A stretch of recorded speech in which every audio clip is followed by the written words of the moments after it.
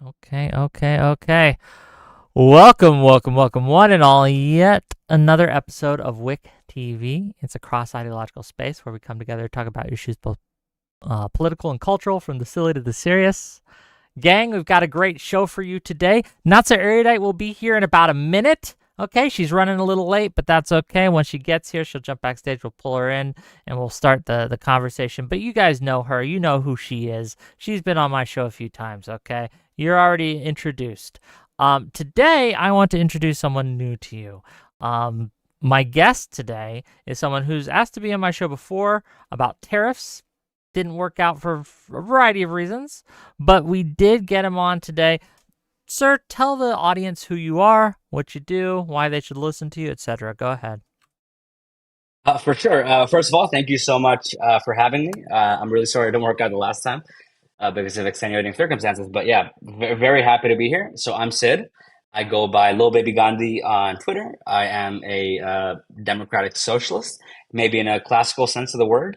And I'm really excited to talk about progressivism and liberalism with NotsoErudite today. Hope that Yeah, was a good enough introduction.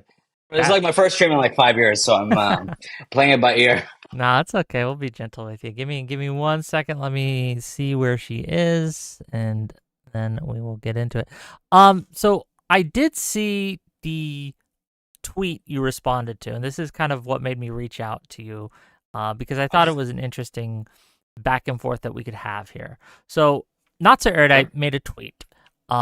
She quote tweeted a clip on Jubilee, like one of those 20 versus 1 surrounded things. Yeah. And a Mhm. woman was giving a take that NotsoErudite, and I'm going to use her words, I'm going to quote her, says, "Liberals should not have allowed progressives to get so loud. We never agreed with this, and we still don't." Your reply was, "She's a self-described radical. I don't know what that has to do with progressives." And I think that would be an interesting conversation, because there's a lot of liberals, and to be clear, I'm a liberal, Mm. who believe that progressivism, there are radical elements within progressivism, right? And so maybe we Yeah, are 100%. Yeah. misunderstanding what progressivism is, what they believe, etc. So I thought it'd be an interesting conversation between the two of you to kind of like hash it out and figure this out. And yeah, what are your thoughts so Yeah, I far? think absolutely. I mean, I think, look, I sent Nasser Erdad a message even last week when we tried to set this conversation up. And it was basically, I feel like um, on the base, I don't think that there is so much that her and I disagree on. I think the kind of goals and the values are perhaps the same. And I think what I was disagreeing with was the fact that the lady in that video was a self-proclaimed radical, which is, she kind of wants a tear down of the existing political system of the Democrats or whatever. And I feel like progressives kind of want to, at least in general, want to work within the framework of the kind of democratic way Mm-hmm. in the U.S. at least. And I think that her specifically, the lady in the video, should not be tied into progressive views. But just for context of this conversation, I do not think that there is much that me and Not So Erudite disagree so much on. And so that's my kind of framework for this conversation, at least.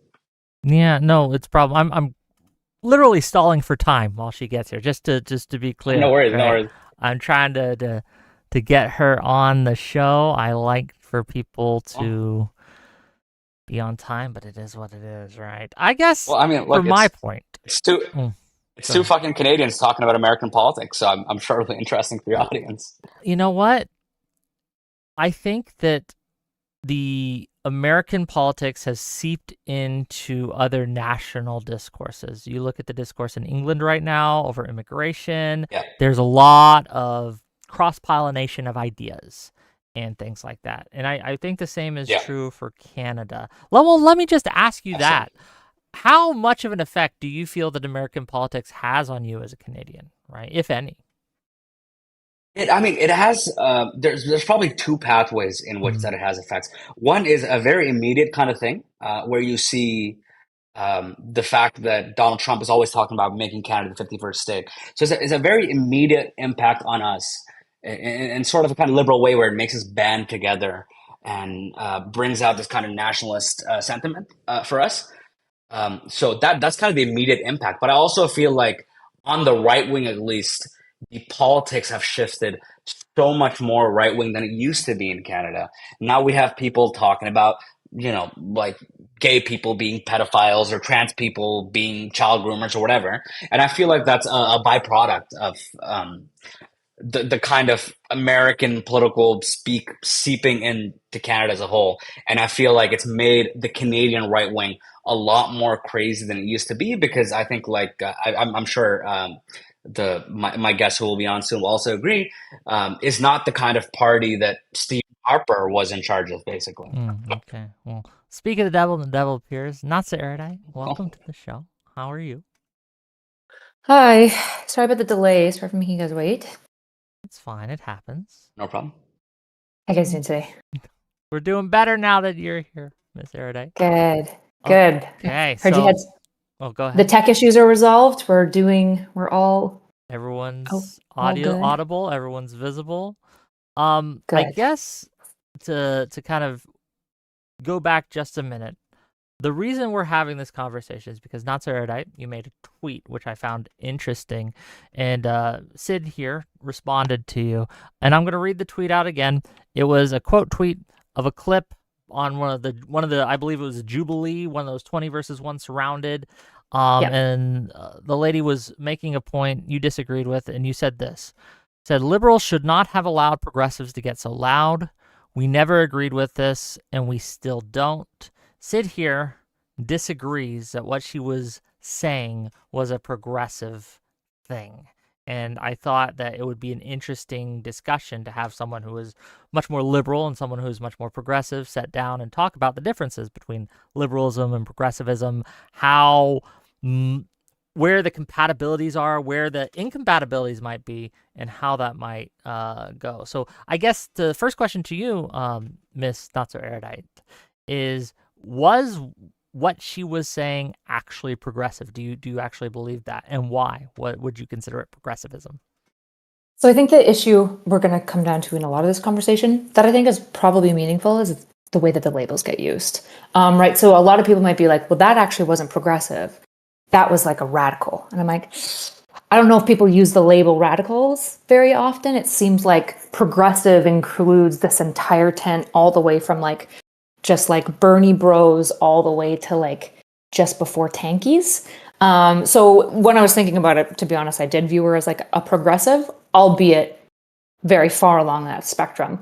I can understand Sid being like, that's actually not a progressive. She's some other camp. So we can have, I think that's one conversation to probably have. I think a second conversation is like which is like the heart of the matter, which is like how we want the left to appear and emerge, right? Like who gets to be, who's representing the camp well, and how do we like manage that without like just doing more purity politicking, which has been obviously destructive for the left movement broadly. Yeah, that's fair. I guess to you, Sid, how do you, if you think she's a radical, what should the left do to people on the more radical side of progressivism or beyond progressivism? Like, at what point do we disavow someone for having an idea and coming up and acting as if they are a representative of the left? I think that, I mean, I want to take this kind of two ways. I think NotsoErudite and I agree, like on a very clear case. I think in that video itself, she presented herself as a radical. And I think for me, someone who's on the left, I would like to focus more on specific kind of, table issues, figure out what are things that reach people the most, where it actually kind of pinches them, whether, it's kind of like economic or welfare policy. And that's more important to me. And I think that maybe in that video, she got to a little bit of the crux of issues, but didn't kind of present her argument in the right kind of way.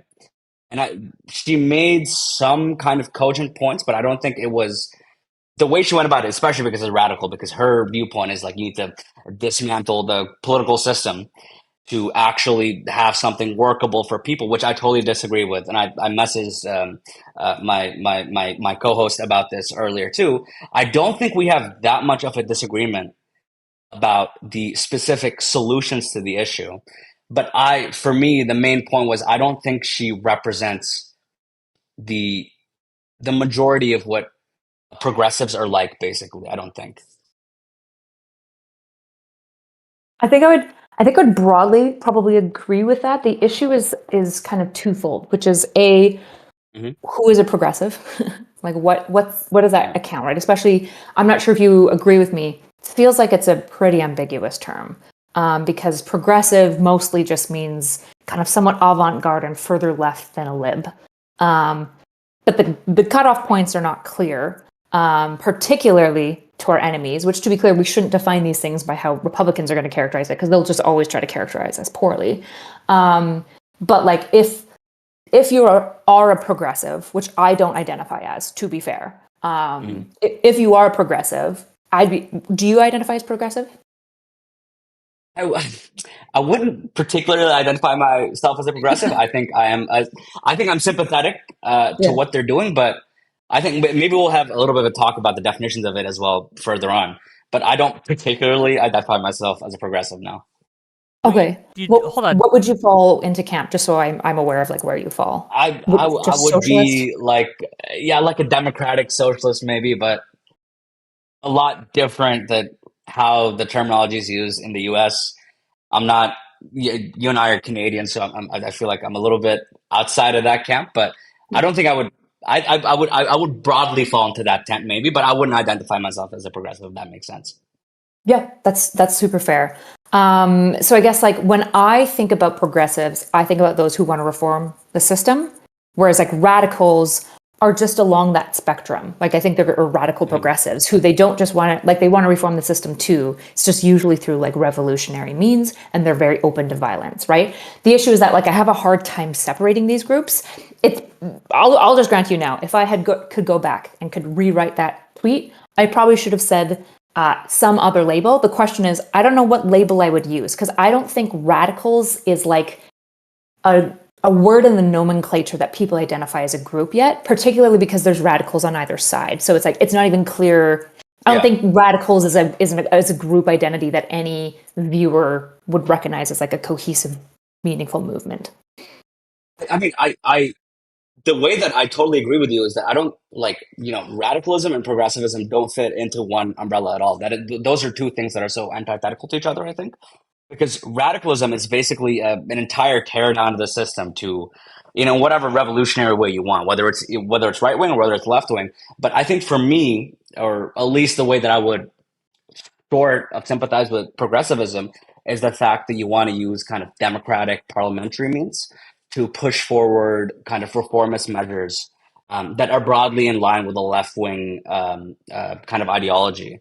And I don't think that radicals, and this is the point that we totally agree on, is that those people do not fit into that tent at all. I don't think. I don't think you should fit into the progressive kind of tent if your basic framework for alleviating problems is that, oh, what we need is a fucking tear down to the system. We need to basically overthrow capitalism. That I don't think that's what progressivism is about. And I think that was basically my main contention with the tweet, which was, I think it's pretty milquetoast. I think you and I are basically aligned on the same thing, which is why I was hoping we'd have a good, fruitful conversation. I think we're aligned in the fact that these people do not belong in that movement. I think what we basically have a contention on is, what portion of these people do you want within a kind of liberal party to push forward the kind of next ruling power after Democrats or whatever? I think that's one contention, right? Like, how do we deal with this? But also, I guess when I think about this problem, what you're describing is like, okay, well, progressives want to work within the system, whereas radicals want to just tear it down. I'll just grant you those definitions because I hate quibbling over definitions mostly. So I'm happy to grant those. Yeah. What I would say that the issue is now is that the progressive camp, especially at a media level. So as soon as I make this analysis, people are like, which politician fault? I'm not talking about Democrats. I'm talking about the media landscape.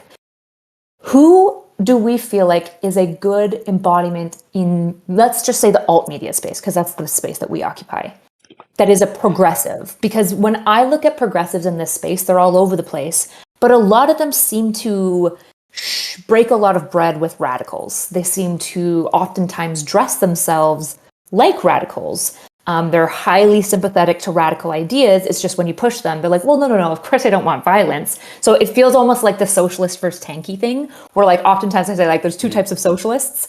There's socialists who are just capitalists who want to be nice, okay, and they're afraid to admit it. And there's socialists who are hiding their power level, and they're tankies who want to call themselves socialists so people don't realize what they actually want. And it feels like we're falling into some of the same issue in the progressive camp, where there's, if we're using progressive versus radical, there's progressives who are progressives. They're democracy oriented. They get along better. They're going to lay in a bed with a liberal better than a radical, theoretically. They're going to work for the same things. Whereas they're actually breaking bread a lot of the time with radicals. They're dressing like radicals. They're talking like radicals. They want to appeal to radicals. And so some of that is like the incentive of the internet and salaciousness and how radicalism seems to do very well on the internet. So some of that's probably just tactical and grifty.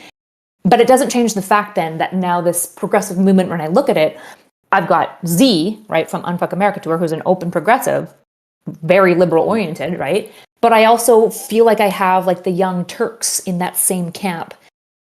But these are not the same people. And that's kind of the issue, is that I feel like the progressive label and the left generally, if we're like broadening this out to the tent, all get kind of smattered with this thing. And I think it's really hard to separate these things out. I think also, I mean, like, I agree. I think that the media figureheads generally, when they present themselves as progressive, have slightly more insane opinions than the mainstream, of course. But I think I want to be able to delineate what the movement is about and what the figureheads are saying, because for me, that's an important kind of distinction. Because when I think of progressives in my day-to-day life, they are extremely separate from the, which you and I agree on, is the horrible, generally horrible figureheads that we have for the progressive movements. And if you're saying that, yeah, these the figureheads in the media side, at least in the alt media side, are insane and way more left field than they should be, I totally agree with you on that. I do not think that is the way you should couch progressive politics, but I don't think in general that people who are part of that progressive umbrella are like that, if that makes sense. Oh, totally agree, right? This is like the difference between boots on ground. I've worked with tons and tons and tons of Yeah. progressives Yeah, on yeah. boots on ground movement. The issue is that when it comes to the aesthetic or the narrative or the archetype that your group embodies, unfortunately, let's be honest, in the same way that like left people don't talk to conservatives very often, conservatives don't talk to left people very often. They have no idea. Their best example is the bullshit that the right wing pumps out, like all of the left is so mad about Sydney Sweeney, which was like 3 tiny accounts.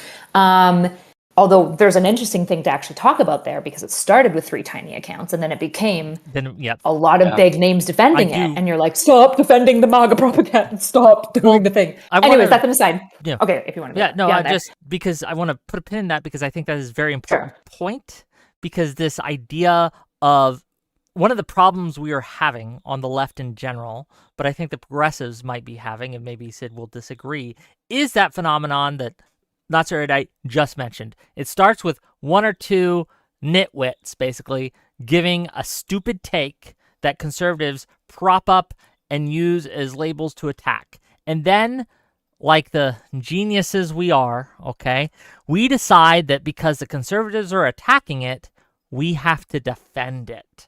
And that's exactly, the Sydney Sweeney is a good example of that, right? Started as nitwits. Mm-hmm. And then the bigger accounts were like, we're going to come to their aid because they're our team and the other side is the other team. And so I do want to kind of like, how do we fix that problem? How do we solve that issue? Do we think that is an actual issue? What do you think, Sid? And then we'll continue the back and forth. I think NotsoErudite and I probably agree on this. Is there like an easier name that I can call you? Do I have to keep going NotsoErudite? I was about to be like, please just call me Kyla. Just call me Kyla. Okay. Also, you're Canadian, by the way, too, right?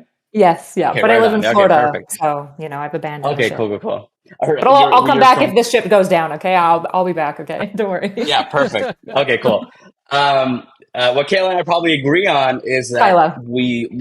Kyla, sorry, I'm so sorry. Okay. Kyla and I probably agree on is that we live in an era of a lot of negative polarization, where people just kind of pick up on negative viewpoints or viewpoints that are totally opposite to what other people are saying, just because that's the way that the kind of political system works. And I don't know if I particularly have a solution to this. I know Kyla probably does because I know you talk to a lot of people on the ground. You're in like a lot of like tourists talking to kind of median voters. But personally, I don't know what the way is to fix that negative polarization, because probably the people that you talk to are kind of very politically engaged, at least.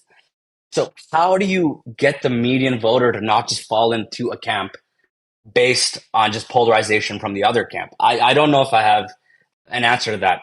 Kyla probably does. Yeah.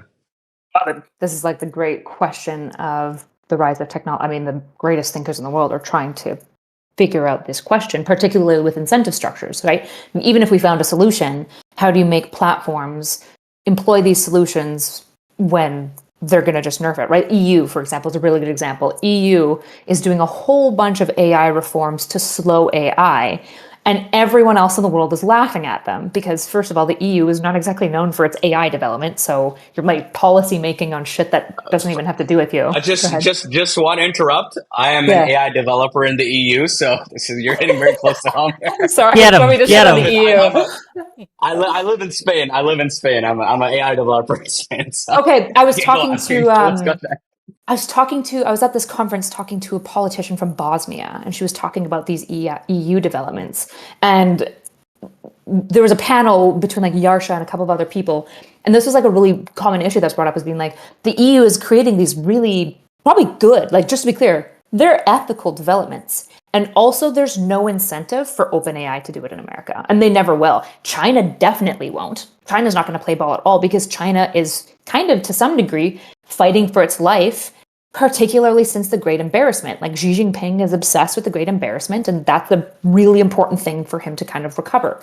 And so there's no incentive. So there's like this issue where, okay, well, how do you reduce radicalization on the platforms? It's like probably make them slightly less interesting and addicting. And no platform wants to do that because they want to win. So yeah, there's this question that I don't have the answer for, frankly. I think actually what's a more interesting question that I've been trying to do, in part since your like critique and stuff, I feel like Twitter is like the worst space ever, which is why I always try to treat it like a hobby and not like anything beyond that, which is why like I go on it for a while. And then when I'm like, I think I'm becoming an angry bitch, I like stop going on Twitter for like 2 to 3 weeks at a time, which is probably bad for my Twitter growth, but it's good for my mental health, which is, it's probably a more important question to go like, what are we doing to contribute to to this, even in small ways, which is a really, really interesting question as well, right? Like, am I, by making a post, lumping progressives together when I work with lots of progressives? So that's probably not a smart tweet of me to make. That also did, I think the tweet did well. I can't remember. Am I doing the thing? 2,000 likes, just FYI, but go ahead. Oh yeah, so it did decently well, yeah. Right? So, okay, am I doing the thing? Probably, to some degree, because in some ways I'm alienating a bunch of people that are like, what the fuck, Erudite? Like, I'm a progressive, we're friends, like, you want me out of the tent? And I'm like, oh, no, you're one of the good ones, right? But this is the same shit that like women groups will do to men. And we're like, all men are bastards. And then a man will be like, excuse me. And they'll be like, if you're offended, that's because it is about you. You should be smart enough to know whether it's about you or not. It's like, maybe we just like don't say all men are bastards. Like maybe we do this other thing. So one of the questions here is, well, how are we ourselves contributing to it? Because that's about all we can control. So that's probably on my part, like the lumping of the left in a way that I think is not helpful. While recognizing that the more nuance I add into my tweets or posts, the less well they're by and large going to do. Every now and then a nuanced post will pop off, but typically not. No, it's almost always drama that pops off. from my experience. That's how I make my bread and butter. I'm not gonna lie, Yeah. but So there's I've this been very clear about that. Yeah, so there's a Moloch's game. Like we've established a Moloch's game to participate in the social town square, to have enough influence in the social town square to change minds. Do you have to just be a rat bastard as well? Which that's probably not good. So what does the individual do? Do they participate as ethically as possible? As do you be a rat bastard in the most ethical? You're the most nice rat bastard. Like I don't know. Actually, I don't know the answer to this question. I'm curious your thoughts. No, I mean, the I mean, like that's the thing, right? When I had a problem with your tweet, because I know that you and I generally fall within the same camp. I know that even Yeah. though we might have kind of inherent things that we disagree on, I think that generally, if we were in, let's say we were in Canada and we were in the same political party, we would work towards the same kind of things, and that wouldn't be a problem, despite kind of minute things. But how do we make it so that the disagreements within broadly left, center left politics don't get overblown into these factional kind of things that split everybody up? And it's a problem that we have, the right does not have to contend with, because they might have their kind of inter-party fighting, but they're generally able to assemble into this kind of coherent polity that always votes the same way. How do we do that for left, even knowing that we might have inherent disagreements, but we still want to move towards the same way, I think. Yeah, so there's this one issue, right, where Republicans, as long as they agree on 1 out of 10 issues, they'll work together. Whereas on the left, unless we agree about 9 out of 10 issues, and that 10th issue better not be Israel Palestine. Just putting that, can't be Yeah, whatever that topic we'll bring that for is. the next conversation. Yeah. But like Yeah. Israel Palestine, I'm using that as a practical example, but also it represents the thing, whatever the Yeah. thing is in left culture that we're fighting really hard over. If we agree about 9 out of 10 things, we'll maybe work together unless we disagree about this 10th thing, or unless that person, one of my friends doesn't like that person, then maybe I also won't work together with that person. And there's like no collaboration like whatsoever. And so again, this question of like, well, what am I doing? Okay, well, a tweet like that mostly aggresses progressives. And as soon as you comment on it, you're obviously somebody that I respect, right? Like when I think about what are the criticisms worth listening to, it's typically people I respect. I try to give some level of credence, which maybe is a thinking error. I should maybe just try to give only merit to arguments and not to whether or not I respect a person or not. So maybe I should fix that. But you or STV Philly, there's a couple of other people that are in my life that are further left than me that I like as litmuses. And when you guys get annoyed with me, I'm like, okay, I might be fucking up. I might not be. This might be a battle I'm willing to take on. But it should be like a yellow flag for me. And I guess the question is, do other people have this within the system? Do we have like this self-correcting system of accountability? And on top of that, why aren't we willing to be generous with one another? Like, why is there no grace? Like, why is there no generosity? It's a problem that we specifically have. Yeah. Yeah, I totally agree. It's a problem that we specifically have on the left, I think. And a lot of it is, look, as you were saying, for example, Israel Palestine is, even though it was like, let's say it's like a throwaway comment or whatever, it is a barometer for how people interact, because I think people think it is a issue where you're never able, at least in America, never able to work with the Democrat Party. Even though, look, I personally don't think they're perfect on Israel Palestine, and there's a lot of areas that can be fixed. But I think that progressives, in a lot of cases, believe that if there's not a perfect solution for the Democrats, that is a party not worth voting for. And as we were talking about earlier, that's not a problem the Republicans have. And it's very impossible to kind of toe the line on perfect policy. And of course, I don't live in America. I'm never voted in America, but I also have that in Canadian politics, where we have people who are like, if this party doesn't 100% align on whatever belief I have, it's not a party worth voting for. But the right never, ever has that problem.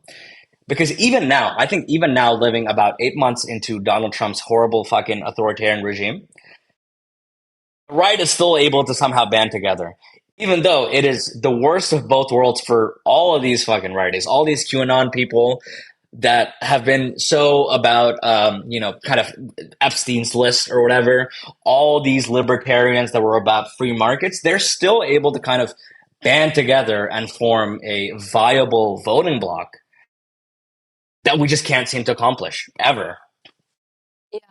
Yeah, so I think like one of the thoughts that I've had is like making certain labels just not cool anymore, right? So it's like, okay, well, if the progressive movement has been kind of like wrecked by what I would call like radicals, essentially, and it feels like a lot of them have become the dominant speakers for that movement. In my mind, I'm like, okay, well, let's just abandon that label. Let's just make a new label, whatever we want to call it, liberals, abundance liberals, not very catchy though, whatever we want to call it, blah, blah, blah, blah. We have a name for it. We should focus on that group again, and going into it go, how do we self-police in a way that like what happened to the progressive movement doesn't happen to us, right? So I think that's part of what drives my inclination to lump progressives as like the bad guys, because I think there's a lot of people that I think are harmful to the movement that need to like get in line or need to get out, that like won't do boots on ground work. They won't work with anyone. Are driving cancel culture, very, very, very selfish of their platform as well. Like they will not share it with anyone. I don't want these people in our space. Like I don't want anyone to care. I don't want them to have political weight. I don't want anyone to like them. I want like a new movement and then a new movement that self-polices, that has good principles at its core, good leaders at the top, and has a self-policing system so that the radicals don't just get to come in and make us feel the paradox of tolerance again. Because I think that's kind of what happened to the progressive space, is that the tolerance of paradox failed. I mean, this is a question for you. You're kind of working downstream in a way where you don't want to cater to the figureheads of the progressive movement itself, which I totally understand. I think about 90% of them I really dislike. There's about 10% I like that I would actually listen to. But the views come down from that kind of ecosystem of progressive media, but the actual on the ground progressive that you probably have interacted with a fair bit are not like that. But the information still derives from the same kind of source. So you're fighting a battle on two fronts, where you know that the progressive on the ground actually agree with you, and there's very much that they're willing to work with you on. But the figureheads in that system itself probably perhaps very antithetical to what you're saying. Which is really tough. I do think there's something happening weird on the ground as well, which I think is maybe a left issue. Like people are just not really generous with anything on the left in a way. So, for example, do you know about this like chorus scandal popping off right now about how Democrats paid content creators like $8K connected to this chorus company? I've vaguely seen it on Twitter, but Taylor Lorenz was posting about it. I just got her article sent to me. It's connected to Chorus, is the company that is doing the naughty thing, right? So what Chorus did was really fucking stupid. They basically offered content creators money, but had heavy control over the content, told them what to say, paid them to say certain things, like was actually doing the bad thing, right? Really, really, and also told them to never name that they were being paid or to name where they were being paid for. So contracted them to not have transparency with their audience either, right? It's like literally the boogeyman. It's like everything the right fears. Yep. On the right side, as somebody who's now working with like Mercedes Chandler, who's worked very extensively in the MAGA side, they don't do that. They go, you're good at doing shit. Here's some money. Throw some ads behind your stuff too. Also, we'll collab like all the time. And you're like, oh, well, they don't agree about like a bunch of stuff. And like, whatever. We'll still collab all the time. And so there's this weird controllingness that happens a lot on the left with like, especially like boots on groundwork. Like talk to Annie Pack about trying to get funding, unless you like know somebody. And even when you do, the funder is just like, well, I'm Yale educated, so I'm going to put some arbitrary metrics you have to perform on and like weirdly skew your programming to meet so that we can be happy and feel smart. And it's like all of the metrics you're giving us don't fucking matter and take away from the actual work. They're just not doing this on the Republican side. But then on top of that, there's this issue where you'll meet these progressives on the ground and they are lovely and they'll work with you on anything. And then they always say, what are the two things I can do to help left content creators? And I tell them, I've got it down to two things. Give them money, like help them get money or funding, and defend them, retweet them, and promote them, especially on the things you agree with them on. You don't have to retweet the shit you don't agree with, but be in their chat, be in their Twitter reposts when people are attacking them, repost their stuff, like engage with them. And nobody wants to do that on the left. They're like, I don't want to be like yes saying this person. Like, what if you do something crazy? It's like, then say that the crazy thing is a bad thing to do, right? But you agreed with this position. So there's this really noxious thing that's happening on the left that I think is like really, like, we're so behind, even though the midterms are coming up. Like we're behind on as somebody who's working on both ground game and media level, we're really, really, really behind. And that's like the main sentiment, which is terrifying. Like the DNC doesn't even have like proper funding right now. And to be clear, they don't really deserve it. So good, but like we're spinning our tires. We haven't learned anything, and so not to be a doomer, I don't know. So my solution was like, maybe we throw progressives under the bus for now, and we just reinvent the liberal label and try to get behind maybe the abundance wave because they seem cool. They have beards, so they seem more rugged and American, and we'll try that and then go from there. But I don't know. Sorry, that was a fucking essay. I apologize. No, I totally. Sorry, Wick, you had something to say. Sorry. I have a few things to say. I think that one of the problems we are having is these people that we look at as figureheads, and I think you alluded to this, Sid, aren't just figureheads, but they're also thought leaders, right? They are the ones where when we're discussing things, we're discussing what they're saying. When we're discussing, like, we're not discussing what you guys are doing on the ground, okay? Because that's not where the views are. That's not where the money is, frankly, right? Like, there's no one wants to watch that, for better or for worse. People want to watch us talk about the crazy shit that's being said, whether that be on the right or the left. And if we have a platform, social media platforms all reward views and things like that. And one of the kind of asymmetries that we are facing with the right is the crazies that get the views on the right are promoted by the right, and they're kind of in charge now, right? And so I don't know how we can take away the power of our crazies. I'm just going to call them crazies on the left, and kind of get it back into people who are more pragmatics' hands and get them more. Well, as you mentioned, like most of your tweets that pop off are drama shit, right? So how do we change this dynamic? Look, I mean, two things. I'm pretty horrible on Twitter. I'm not the kind of person I'm in real life on my Twitter. That's okay. But I think that even when we look at, I'm sure Kyle would agree with this too. When we look at the generally left-wing figureheads, they seem like they're entirely funded by the right. So the right has the ground game across both political spectrums. And I really don't know how to fix this, because you look at like avowedly left-wing people, they're like what? They're pro-Russia, talking about the recidivism of not recidivism, sorry, the kind of Putin's expansionist conquest as like a good thing. So the right basically has conquered the ground game on right-wing causes from both sides, and it's very terrifying. And I genuinely do not have an answer for it. And I've thought about this a fair bit, but I don't have a great answer for that at all. I'm not gonna lie. I don't have the best news. Like I'm a little bit black pilled right now on like political efficacy, which is like probably part of like my knee jerk to like maybe throw people under the bus that don't deserve it, particularly on Twitter, which like every single person that's like wagging their finger at me, you do it too. So fuck off. We all do it. True. We all do it, right? The main thing is we're acknowledging it when you do it. But is that bad? I'm pretty black pilled. Like I do want to contend with this a little. You were saying that your tweet may have isolated or made other progressives feel pushed away and things, the good ones, whatever we want to call them, right? People who you weren't talking about, but who identify as progressives and felt you were talking about them. Yeah. I think that one of the problems we have had is that for a lot of reasons, some good and some bad, liberals have been scared to disagree too heavily with people to the left of them. And they have let those voices that are to the left of them get too loud. And this has allowed people like Libs of TikTok and other people to kind of platform those crazy views and say, look, they're not disavowing these, right?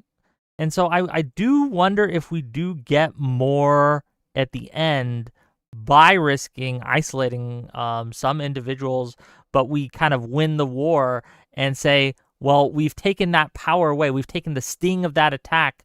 It makes it harder for the right to paint us all with so broad a brush because there are so many loud examples of Democrats, liberals saying, nah, that's crazy too. I don't know that that's the case, but I wonder if it is. And either of you can respond to that if you'd like, but these are just my thoughts here. I mean, we have two issues. As content creators, we always think top down, which makes sense because we're disseminating down. But the issue is that that's not how the world works. There's top down factors and there's bottom up factors, right? When you look at the Hassan split, right? What's important to recognize about Hassan is, yes, he's radicalizing young people, but when he split from Stephen, he was decently far left, and he pulled a massive amount of audience as well. So there's this radical sentiment that's also bottom up beginning to emerge. Gen Z seems increasingly politically frustrated. They're increasingly politically violent, and they're on board with political violence, despite the fact that most media figures will by and large be like, yeah, political violence is bad, right? And again, Hassan being one of these characters who doesn't do a very good job of disavowing political violence, right? He's clearly okay with it. Horrible person.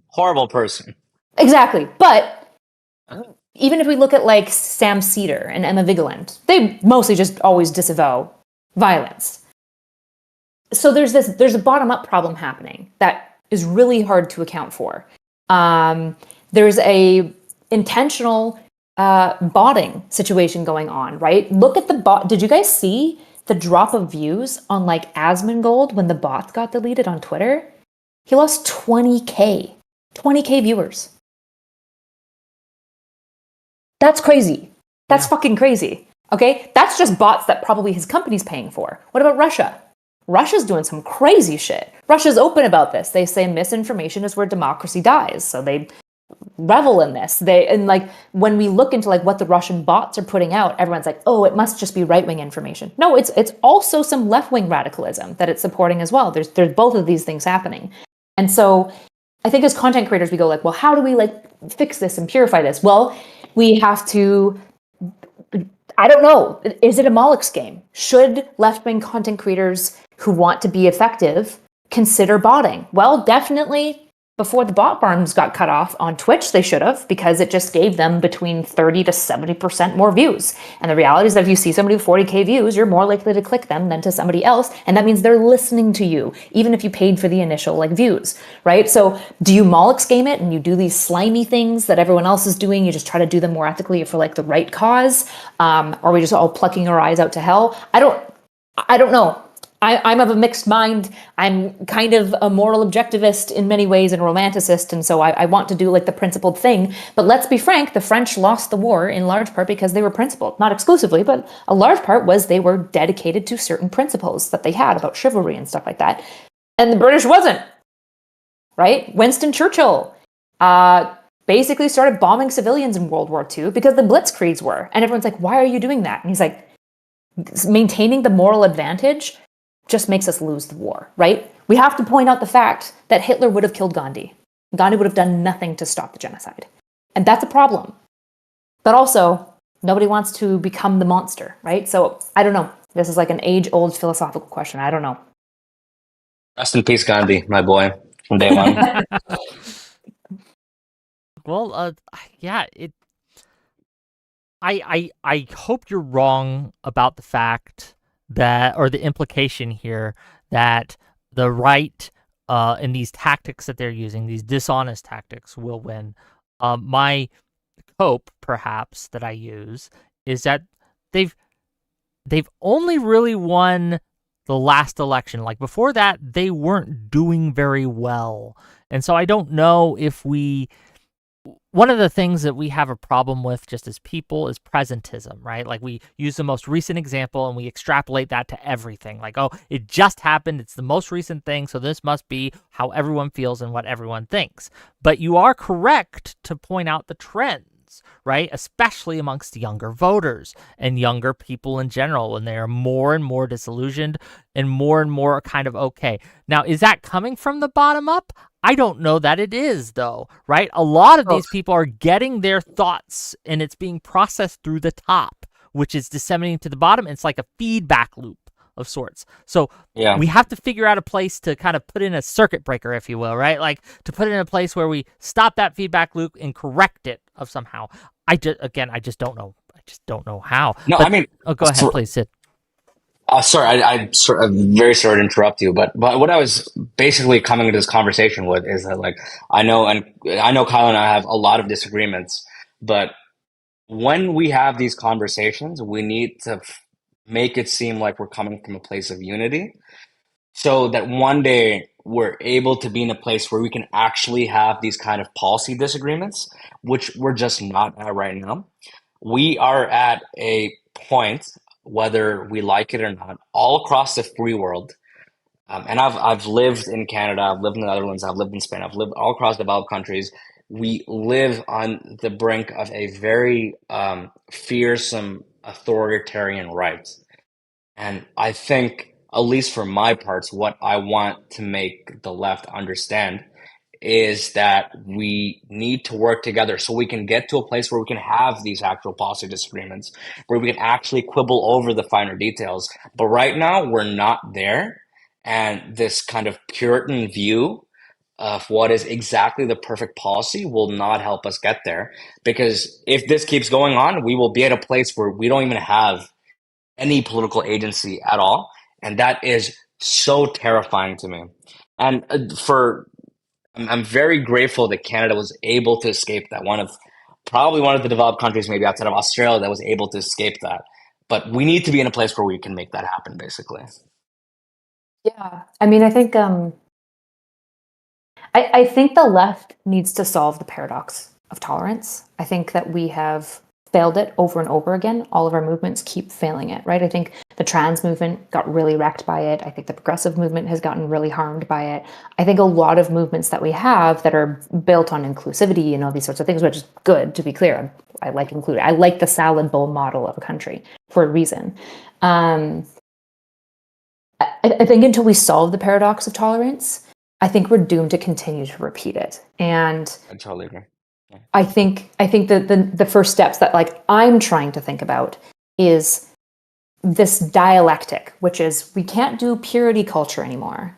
That shit doesn't work, okay? It made everyone hate the fundamental Christians, okay? And it's making everyone fucking hate us for a good reason, okay? Because it's annoying. But at the same time, not everyone gets to be in the club. There has to be guardrails, right? And so, like, what are those guardrails? And that's what's being fought about right now is what are those guardrails? And I think that that's an important question. And I wouldn't present to have all the answers. Probably democracy should be like a hard line. Like anyone who's just anti-democratic, sorry, they're not under the left tent. Like, they just can't be. But again, what does that mean when we say they're not under the left tent? Yeah, I totally agree. I mean, like, I would have loved to sit here and have a conversation about like the specifics of what I disagreed with your tweet on. But like, we don't live in the context where that's like a useful conversation to have at all. Like, it does nothing. We're quibbling over something that we have no power over whatsoever. So what is more useful and fruitful right now is to be able to band together and say, like, even though we have these policy disagreements, whatever, these disagreements and political outlooks, how do we kind of coalesce around a unity, basically? Not to interrupt, but just real quick, just to test that, would you band together with Hassan, with his audience? Would you put yourself under that flag and say, I am working with Hassan to do X, Y, or Z? Especially if they're willing to. If Hassan's audience, I'm not saying Hassan's audience is willing to work together electorally, at least within the confines of the Canadian system, yes, I would, as long as that furthers the power. Okay. Is there a cutoff for you? Politics. Is there a cutoff for you on a person, a figurehead, even if their audience is willing to work with you, where you would just say that person is too far gone? No. Yeah, I mean, like, look, if the 2028 election is between Donald Trump and Gavin Newsom and fucking Nick Fuentes, Reuters are working with you, I'd be like, personally, it would be very uncomfortable with me, and I don't think I would work with that specific audience, even though they're sharing the same goals, but maybe for a very different purpose. I think that, yeah, I do have some very probably strict moral cutoffs, Okay. but I'm willing to admit that there are, you know, pathways to power that I'm willing to work alongside other people on. And that's always been my goal, as long as I've had an audience on Twitter, is to make sure that my followers or people that are kind of aligned with me know that it's okay to work with these kind of people and you're not selling yourself out as a leftist for doing that. And I want to make sure that we build those bridges and build that coalition. And I think that's one of the things that really sets me apart from most of the people that you probably talk to, Kyla, like the crazy left wingers I'm sure you've had conversations with, is that I want to bridge build. I want to have That's so that you difficult have a job. conversations on. That's the main thing. I think that's the Yeah, predictor. yeah. Yeah. That's a fucking full time job. That's why I don't get to research a lot before whatever I'm talking about. But yeah, just to make sure that we can just push the ball a little bit further, because I want to get to a place where you and I can have conversation about our fundamental disagreements, which we do have, but it's not useful right now. It's not useful for either of us because we as liberals or left wingers all over the developed world are staring down the fucking barrel of fascism, whether we like it or not. Even in Europe, in North America, Canada barely escaped it, but we're staring down the barrel of this authoritarian fascism. And it is terrifying. Like, we are on the brink of losing, and I want to make sure that we get far enough so we can have a win. We can have these disagreements, and it doesn't work. We just get into these useless petty squabbles, I don't think. I mean, I think the principle, like the enemy of my enemy is my ally. I think that works sometimes, like Ukraine, like when it's a do or die situation. I don't Yeah. harsh Ukraine for working alongside any branch of Ukrainian anything, even the like pretty far right Yeah. people, if they're willing to put their life on the line to stop an invasion. Okay, so all right, well, we're not being invaded, but ideologically we kind of are. So there's still a war. It's not a blood and flesh war, but there's a potential death of democracy on the line, right? If we believe that that's the case. Okay, so now how much does that shrink or narrow? Because I don't like the enemy of my enemy as my friend, as a general rule and policy. Like, that's not how I operate, It's a like, concept, yeah. interpersonally. Never, right? Just because it's like, oh, you hate that person too? Let's be friends. I'm like, you might be a piece of shit. Like, also, I'm kind of an asshole for hating that Yeah, person as much as I do, you know? Like, I you don't want to wouldn't bond work over with my hate. fucking you wouldn't work with Groypers if you could, because it's just so antithetical. No, but You're if kind of we got line of invaded, thinking, yeah. if China showed up on our shores, I probably would, right? And so, okay, so it's like, okay, so the people were willing, the size of the tent versus, it's essentially, the more you expand it, the less principles essentially you get to be picky about. And the more you shrink it, the more principles you get to be picky about. So are we casting a wide net or a narrow net or somewhere in between? So in the case of fascism, how pragmatic are we being versus principled? And what do we lose if we give up those principles, and do we get them back if we don't, right? I think in 2016 we opened up the tent to radicals on the left, and I think it was really bad. And I don't think it was earned. I don't think we needed to widen our tent that much. There's also a pragmatic question of, let's say we widen our tent right now. Is it actually going to help us win the war, or is it actually harmful? Are we bringing on a bunch of like mercenaries, and then it turns out that all of our civilians are going to hate us because the mercenaries were like just like gang raping a village just nearby or something like that, right? So there's this complicated question. Okay, I don't know. go ahead. I don't know. I'm just trying to find something that works. Okay. Yes. So the question is, okay, well, we don't have a blood and soil war going on, which makes things a lot more crystal clear. Are you holding a gun and pointing it at the Russians or at us, right? We don't have that, especially when you go, well, what's even effective? And these are all different questions, which is why I think the left is so locked, is we have to solve the question of tolerance. But even in this, Sid and I disagree. He said, well, maybe I would work with Hassan's audience. And he said his audience, and I would just say to you, if you're going to work with his audience, you have to work with him. That's how you get his audience, right? I don't. Yeah. I don't know how you get his audience. I'm saying this as someone that's been You're plugging your nose. jacketed by his. I've been pedo-jacketed by his audience. I've been called a racist, a rapist, a white woman fetishizer. I've been through the ringer with these people. Okay. But Yeah. if that is a coalition I could use to bring like somebody ostensibly left-wing in America into power, I would work with it, even though I know in the end these are not people that I want in the coalition. But I think for me right now, that there's two different questions: is would I work with them under an ideal political situation, or would I work with them to get towards that ideal political situation? Maybe. And the follow-up question I would have to you is, okay, so say you, you allow a snake into your like beautiful garden. How do you guarantee that snake? So say you let the snake in to kill all the pests. Okay, that's the Hassan or whatever, and you realize it's Are we bad. talking about X right now, or what's? I don't know. I'm jumping metaphors. Okay, you got a garden and there's a whole bunch of rats in it. Okay, and you're bringing in snakes, but they're poisonous. But you're like, it'll be fine. I'll just watch for the snake. We'll pragmatically get rid of the rats, and then I'll get rid of the snakes after. The question is, can you? Can you get rid of the snakes? If you let Hassan into the group, and we win the midterms as a result of it, and we're right on track for the election in the next in the future. Okay, so is it after the midterms that we kick Hassan out, or is it after the next federal election? Inshallah, yeah, we kick Hassan out. Here's also the problem. How? Here's also the problem. I feel like that's exactly what the right did with Trump and MAGA. They were losing to Democrats. They lost to Obama twice, right? They're staring down the barrel of Clinton, someone they hated, and they're like, you know what? We need someone who's going to firebomb it, right? We need someone who's going to go in, and we're going to accept the evil in and work with the evil, okay? And we can control him. It'll be fine. It's just one term, right? And we'll get him. We'll make sure he's controlled and contained. That has led us to the situation we are in now, and I think the right has totally lost. It's now lost. It's gone, basically. There are no conservatives left in America. Not really. No. Not that vote Republican, Not at really. least, right? They're just gone. You pray the altar of Donald Trump, and that's about it as a right winger. Pretty much. That's your call to duty. If Trump says to disregard every single principle you have, you will do it gladly if you are a Republican right now. No, it's not all of them, disgusting, to be clear. There's a few never Trumpers out there. There's a few. Very few. Yeah, like my boy Counterpoint, he's one of them, right? But yeah. But this is a general thing. Like the left wing view of all of this. But should we not? And this is why I really like Gavin Newsom. Yeah. But no, just before you go on, I would want to finish it. The left wing view of this. Oh, this is like a class issue.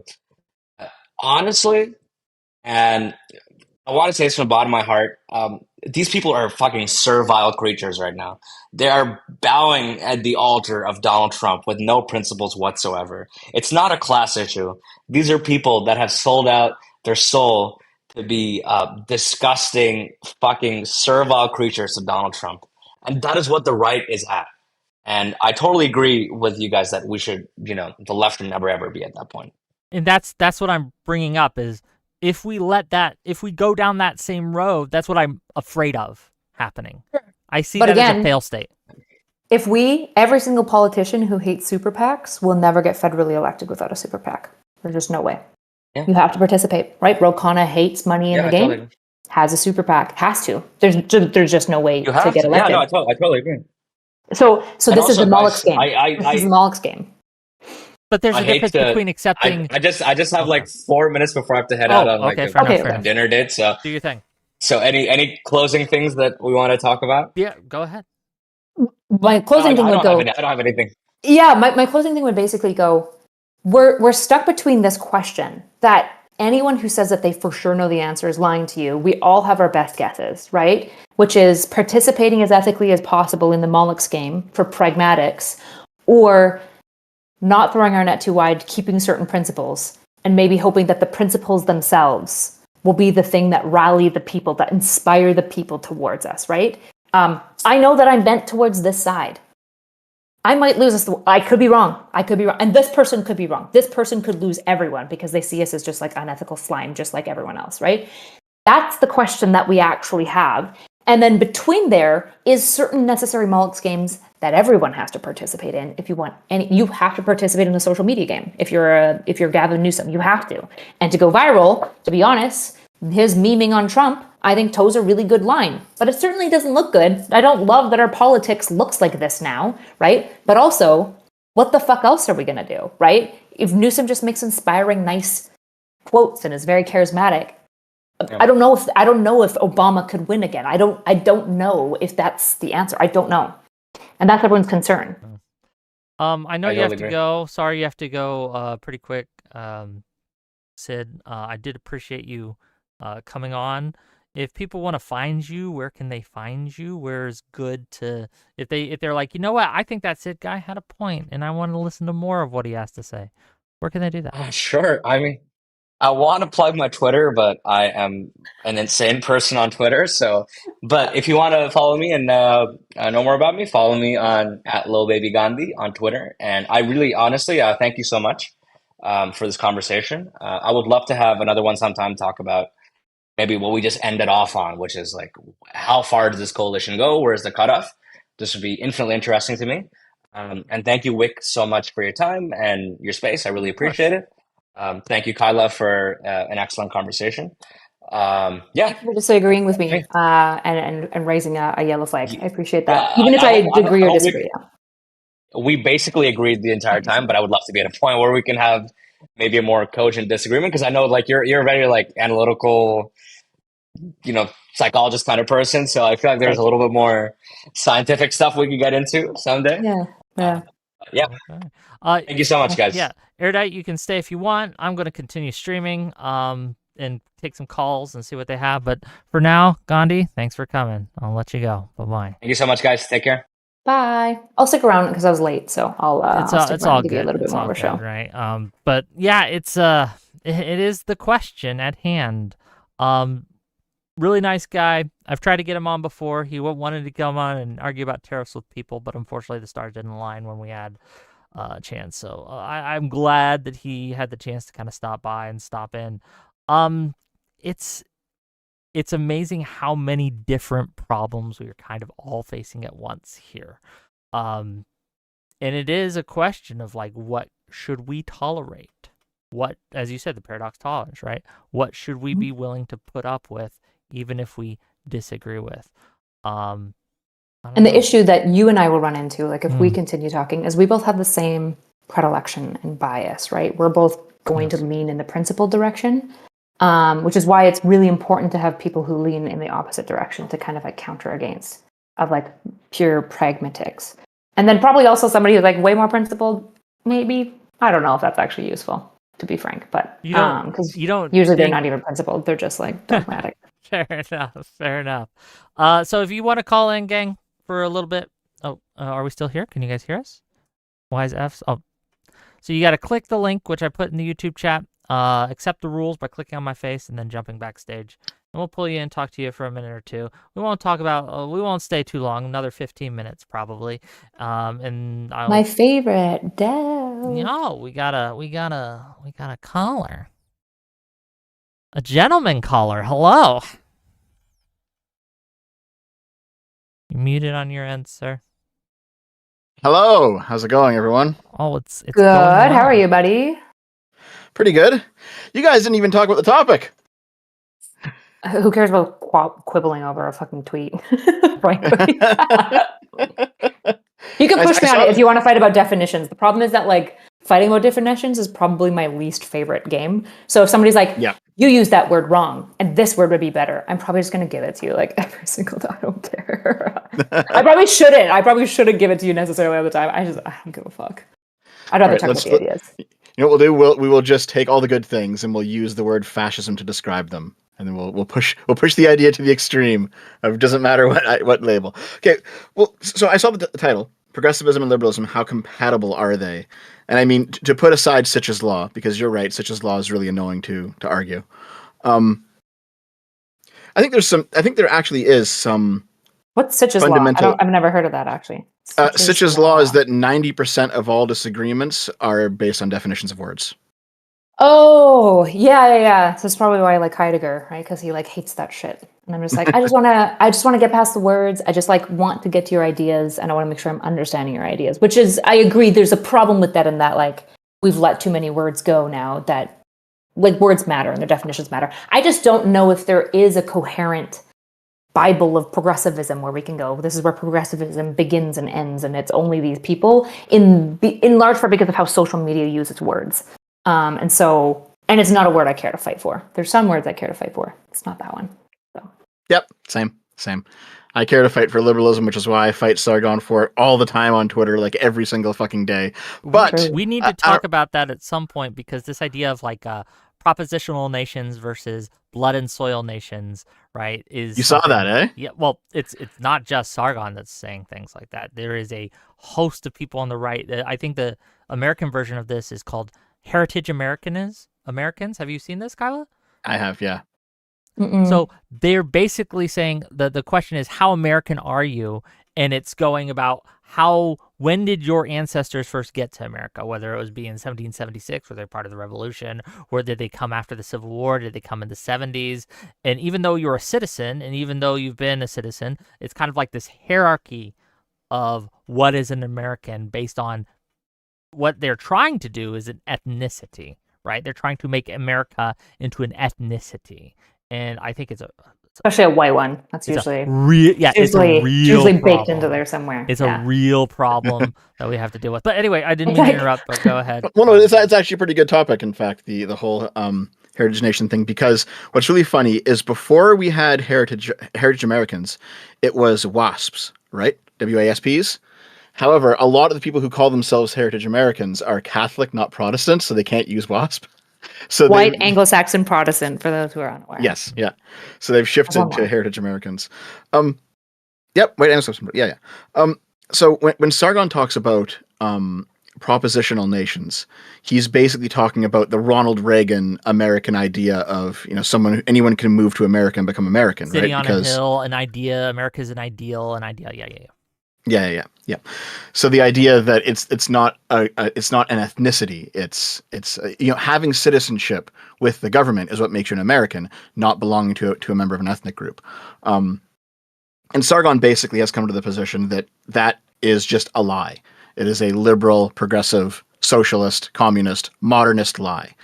And that the solution is to return to basically political thinking pre-Enlightenment, which is where a lot of the right wing is going right now. If you look on if you like dig into, I think I've sent both of you like a few articles here and there over the years of like, hey, look at the crazy stuff. If you really go like further right than Trump, what some of these people believe, and a lot of it is kind of in this domain where like right now, for example, I think Sargon said something like, England should be an ethno-state for the English ethnicity in the same way that Israel is an ethno-state for the Jewish ethnicity, and all of the various privileges that Jews have in Israel, the English should have in England. And his reason for this is because mass immigration is destroying his country from his point of view. And to be fair, the UK has some problems with immigration for sure. I don't think it's racist to say that. There seems to be some problems. Yeah. Yeah, I don't know. I feel like this actually reminds me of like the OG JonTron debate, where essentially they're going back and forth about like the culture of America, but necessarily baked into here. While JonTron wants to run away from this assumption, right? Because he's talking about all the brownies basically getting entered. I think this was like 2016, right? So this is around the Muslim ban and stuff like that. He's worried about all these Muslims coming in. And the question is, okay, well, if they come in at such a rate that by first and for sure by second generation, they've fully integrated, they're American first and like blah, blah, blah, blah, blah, blah afterwards, isn't that fine? And it's very interesting where they're like, well, yes. I think JonTron literally says this because I was listening to the debate again, because I watched Ethan interview JonTron after the debate and he was like very softball about it. And I was like, that's so weird because Ethan's like so SJW now. And I was just watching, so I went back to watch the actual JonTron to be like, maybe it wasn't that bad. But JonTron literally at one point in the debate he's asked, if people come here and they adopt the culture like immediately, does it matter if they're all brown? And he said, well, but by like 1 to 2 generations, they'll be white. And it's like, why? And he's like, well, and we're like, even if they interbreed with white people, they would just make muddy brown children. Like they would just make diluted brown children. Like, what are we talking about? And he was like, well, like, I just think over time, as you come to embody these values, you'll become white. And it's like, Is this some sort of like spiritual genetic racists are like the most strange group, but I'm worried it's making a resurgence. Like, I'm worried that that's the direction this will go. It reminds me, what's that fucking video? Actually, go ahead and talk. I'm going to find this video game, but there's a spiritual racist in this one video game that's really well written, but also like, I feel Disco like Elysium? Yes, Meathead or whatever. Measurehead. Yeah. I've played the game dozens of times. I love it. It's a great game. Yes, I feel like that's what we're seeing. Like, Sargon of Akkad is becoming where the very intellectual, thoughtful guy who's got a spiritual, genetic, racial, cultural inheritance, where it's like brown people actually can't embody Western democratic values, and you're like, wait, what? Like, why? It's crazy. This is something I was thinking about when I was listening to maybe the first 10 minutes of this stream. I was actually doing dishes and just kind of thinking over a few things, and I realized, like, when it comes to here, let's just be as edgy as possible. We'll completely destroy Wick's channel, okay? When it comes to thanks, I appreciate it. But go ahead. When it comes to the race question or the ethnicity question, the edgy question is: are there genetic inborn differences between races or ethnic groups? Right? And as far as I can tell, there's 3 possible answers to that. And it's like this is something you might know more than me, Erudite. There's an ethnicity in. All right, just to make such as the crowd knows, he's not saying that because I'm a race realist. No, none of us are. But like, yes, there's an ethnic group in South America, and there's an ethnic group in, I think, Nepal. And these groups, they're relatively isolated, and they've adapted over tens of thousands of years to be able to basically survive with lower levels of oxygen in their blood because they're so high up, right? And this group, we've actually like pinpointed, we know certain genes that they have, and these genes will allow you to, survive with less oxygen. And so we have. There's kind of this very progressive view that the differences between ethnicities are cosmetic. But here's one instance where it's not. This is a difference in ability, in real physical ability between one ethnic group and other ethnic groups. So we've already kind of blown the doors open on race realism at least a little bit. There's something that is inborn in genetics that causes people to be different in terms of ability, not just how they look. So How do you view this? In my opinion, there's only 3 ways to view it. There's like the ethno-nationalist way to view it, and these people say, okay, now that we've blown the doors open, we actually have a hierarchy of races, and some are inferior and some are superior, and we can order the world in that way. And then in my opinion, the progressive way to view it is to say, this is eugenicist, you're a racist, stop investigating this, we're going to cancel you. And then the third way, in my opinion, is the liberal way, and the liberal way is basically, we acknowledge that there may be significant genetic differences between ethnic groups, but that does not mean that the moral worth of each individual is changed. Which is a really nice idea. Well, I was going to say, which is a really nice idea of liberals and very academic. And I think the issue that I can immediately hear every one of my friends of color bringing, which I think is valid, is that sounds really nice on paper, and that's never how this plays out. Everyone agrees, for example, whether you think IQ is real or not, everyone agrees that whether you're smarter or less smart, it doesn't make you a better or worse person. But damn, we act like high IQ is morally valuable. We just obviously do. Because people get really offended if you suggest that they might be lower IQ. People, if they get results that suggest that they're lower IQ, get really depressed and have lots of self-loathing and insecurity as a result of it. And we also look up to and lionize people with high IQ, right? So even if we go, okay, yes, right? Obviously, there's going to be some level of, if there's a phenotypic variance, there's a phenotypic variance. And to assume that it's just skin deep is probably dishonest. We know sickle cell anemia, for example. The real question to me is it meaningful differences, right? Like, is it things that we actually care about that much? Like, I don't really care that some people can hold their breath and deep dive super long. That's like fucking cool. I don't give a fuck, right? But the really big issue that's contentious here comes down to the IQ piece, because we, as a society, we haven't been able, especially since Enlightenment, we can't really disentangle the morality of IQ, which is a problem if there are people that are suggesting that there's IQ variances, because the way that systemically plays out is going to be some level of bigotry. That's just, it's almost an inevitability, it's not, at least right now. Yeah, and it's not just, at least with this Heritage American and England for the English, blah, blah, blah, that kind of thing. it is IQ is sometimes mentioned, but usually it's a suggestion that if you are not of our ethnic lineage, you cannot adopt our culture. You'll never completely be able to become a part of our culture and adopt it. We are fundamentally incapable, right? Or you are fundamentally incapable of internalizing and using our culture, right? I got a couple people in my chat would be like, if you took a Japanese person and put them in America, they're going to behave Japanese, right? They're not going to behave American, right? How can you say that they will? They've had so much years of these things. And I don't know. I reject that notion. I see no evidence Really? for that. Wait, See, I actually agree with you that. pick up a random Japanese person and you drop them in America. Yes, but that's again, 32. fair. But a baby is different. Exactly. Right? Yes, That's yeah, what I'm exactly, talking yes. about. I That's just what I'm want to make talking that about. clear. If a Japanese couple comes to America, right, and they have a baby and an American couple adopts that baby, okay, that baby, for all intents and purposes, regardless of its genetics and its ethnicity, is going to be American, right? They're going to be raised in our culture. There is nothing in their genes that will stop them from becoming American, right? Yeah, I think tying I agree with that, yeah. genes to culture is really silly. I think it's actually decently easily dismantleable. The issue is that we're gonna have to probably get, as a movement, a little bit more up on our like neuroscience and epigenetic stuff, right? To like to even talk about IQ, which the left has kind of abandoned, which we need to be able to talk about. We need to understand like probabilistic predictions of heritability and why that varies so much with IQ and what like points, what an effect size of 0.6 to 0.8 functionally means, and like how to change these things, right? Like, so my actual concern is that while I hear this and I go, okay, is like Protestant work ethic genetic? Like, no. Why would these abstract things be genetic?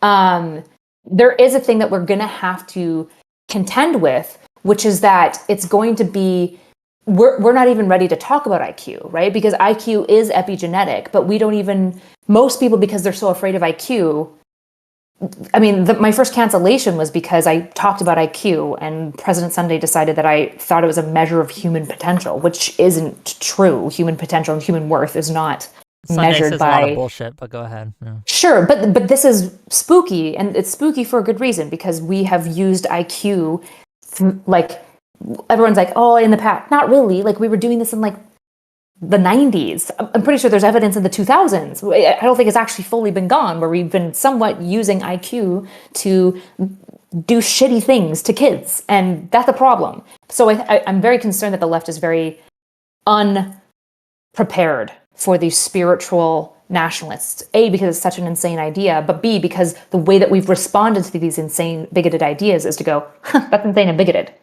so it can't be true. Yep. And it's like, that's not a good response to somebody who thinks that those ideas might be valid. That's not a good response.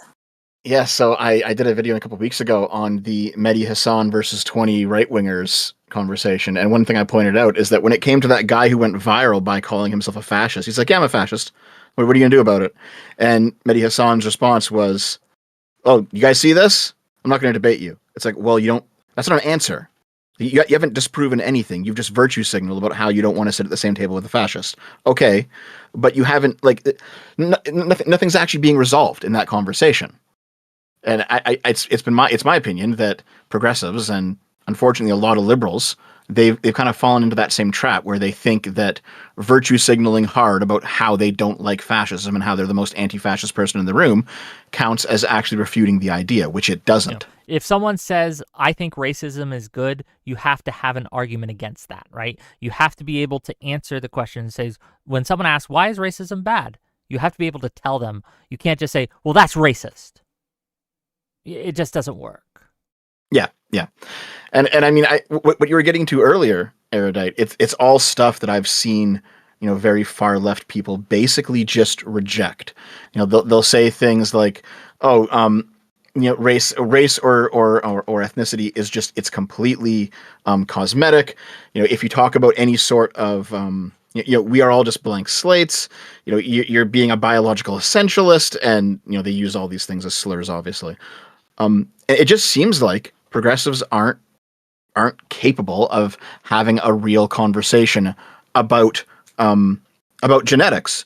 However, the right-wingers, they really want to have that conversation. They're wrong about a lot of it, but they're just chomping at the bit to do it, which is why they tend to dominate these conversations. The issue is that they want to have a conversation about genetics from the 70s, right? They want to go back to pre-epigenetic research when we had dogmatism around DNA, right? And so when the progressives are going, well, you're being kind of a genetic essentialist, the more we research things like IQ and its epigenetic connection, which is not racially tied, by the way, in any way, shape, or form, because you wouldn't see sometimes 20 to 40 IQ point jumps in generations with just good nutrition and access to education, right? You see this in places like Afghanistan, where little girls went from never being allowed to go to school and never having good access to food to just jumping in IQ points when given these things, right? So tying it to race is almost always never going to be very sufficient, especially because what predicts IQ is so many genetic factors.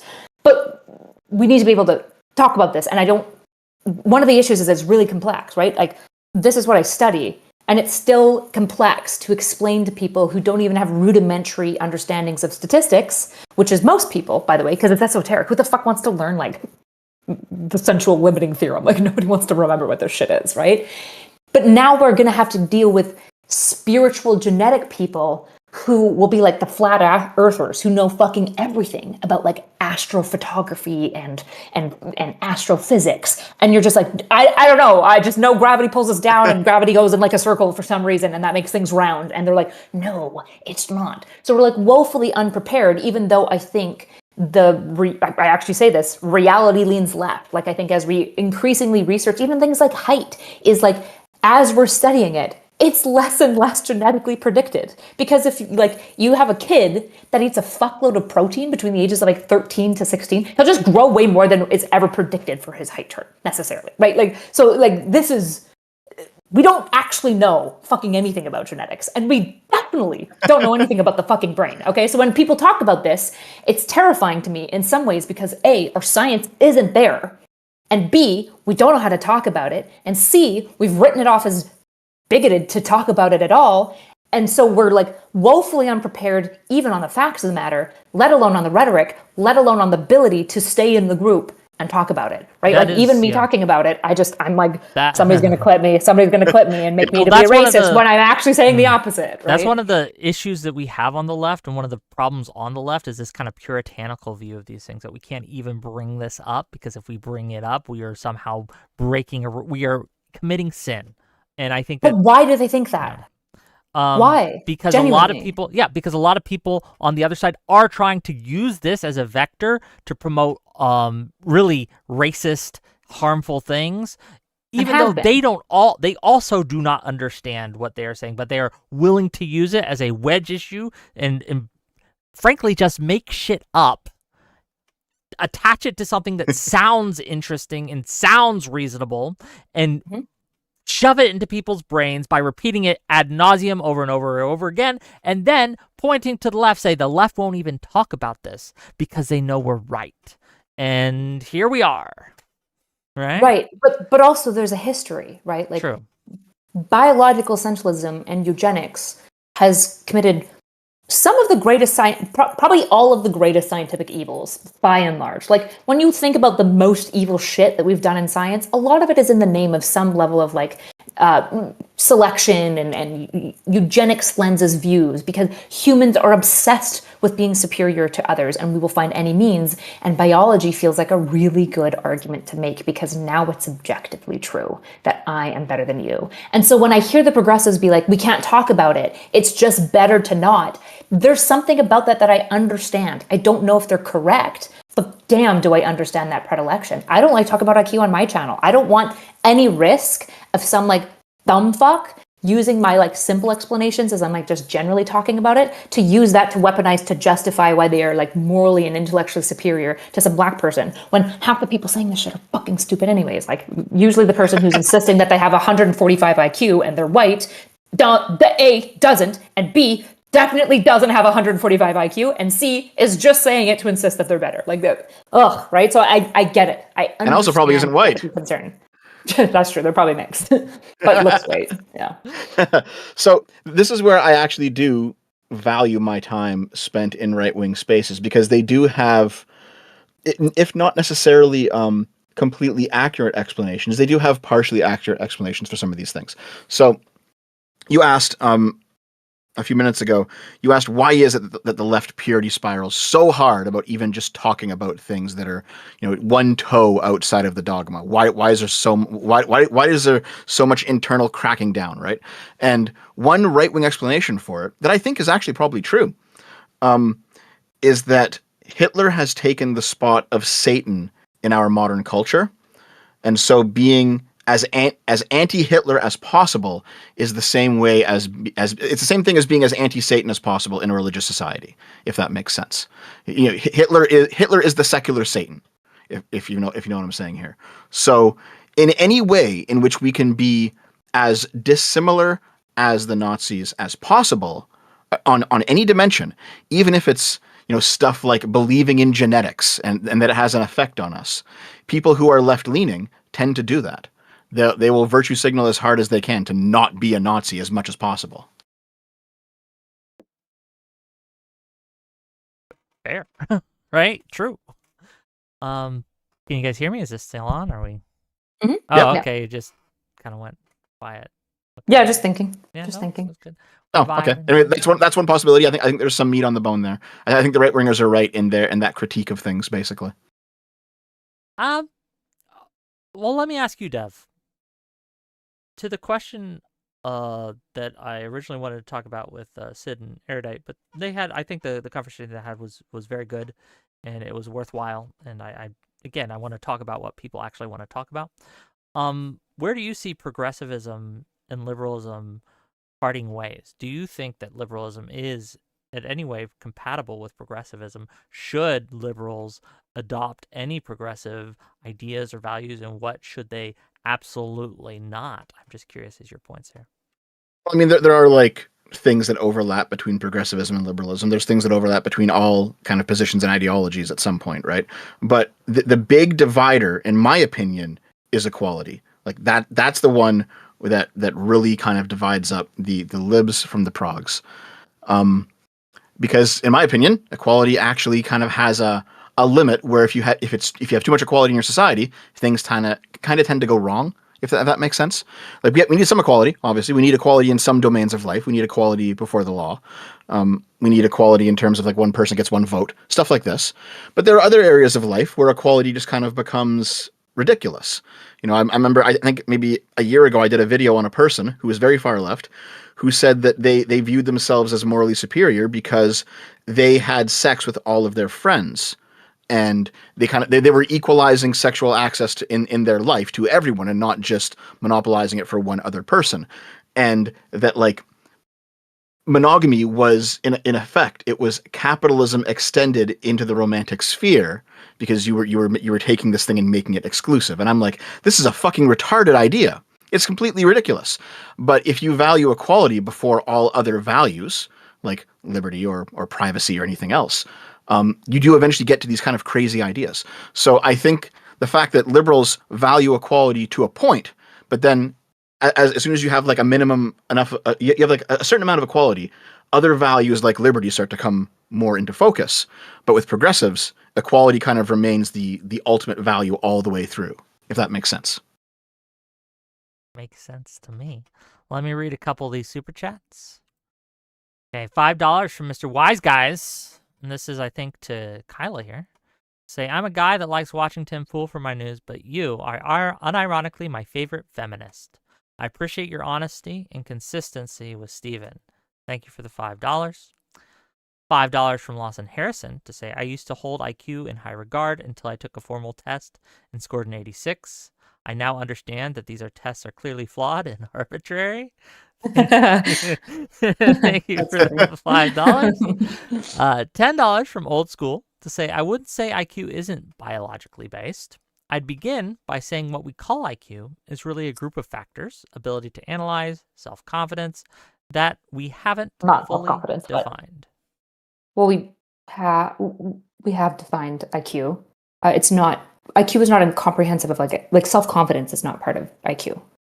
There's like 5 factors that we measure: verbal comprehension, fluid reasoning, processing speed, working memory, and some of like attentional skills, right? So or depending on this test, usually visual spatial will go in that slot. So no, just incorrect. The issue is that here's what I'm going to tell you: people with really high IQs can be pieces of shit, or impulsive, or have psychiatric disorders, or like people with high IQs can be any race, creed, color, or look, because IQ is just your ability to take high cognitive load and process it in various ways, right? And the higher the IQ, the more cognitive load and energies typically that you have, right? This is why like things that require high levels of like tiered abstractions, higher IQ tends to do with well, but that's in large part because of things like your executive function operations and whatnot. So it is clearly defined. The problem is that societally we morally define it as well, and that's really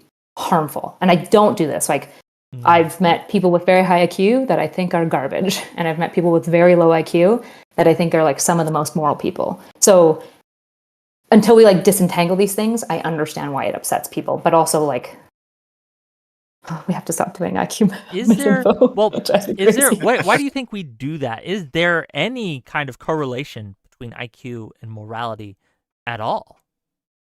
That's a hard thing to measure, right? Like, how do you measure the moral character? So, like, we can correlate it with something called executive function, which tends to predict things like if you're going to do what we would view as like more impulsive negative behaviors, but it also isn't like a perfect one-to-one to executive function, because executive function is a slightly different brain operation system than IQ. IQ is just a general quotient of like cognitive load and systems that go towards that, and how much information can you process at a single time, and how quickly and efficiently, and to find patterns and connections. It's like how strong is your computer, essentially, but that doesn't tell us if the computer is like a nice guy.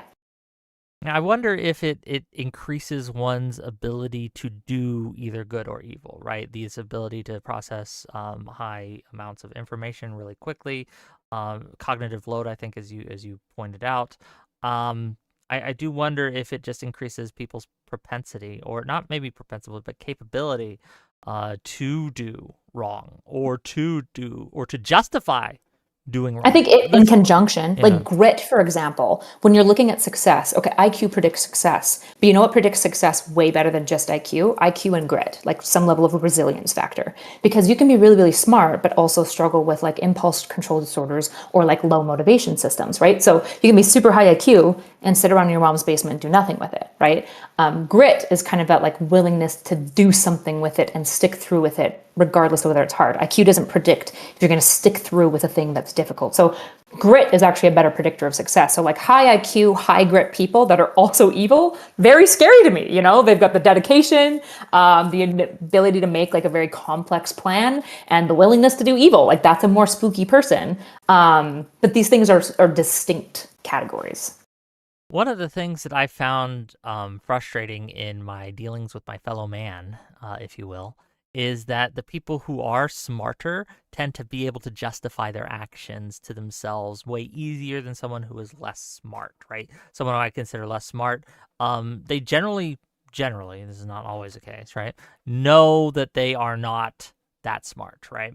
At least before the social media, right? So I'm talking in the prehistoric days, okay, right? They would be more willing to be corrected and things like that. But the people who were smart are able to justify their stupidity in a way that I think non-smart people are. Does that make any sense to either of you? I'm just kind of ranting here. No? Great. Wonderful. Kind of. It sounds like something that I've heard before, but I can't quite pin it. Yeah. $5 from Ben Riley to say, do you think a Bernie Sanders presidency would be as bad as Trump's? How could it be better? What? No. That's a weird question.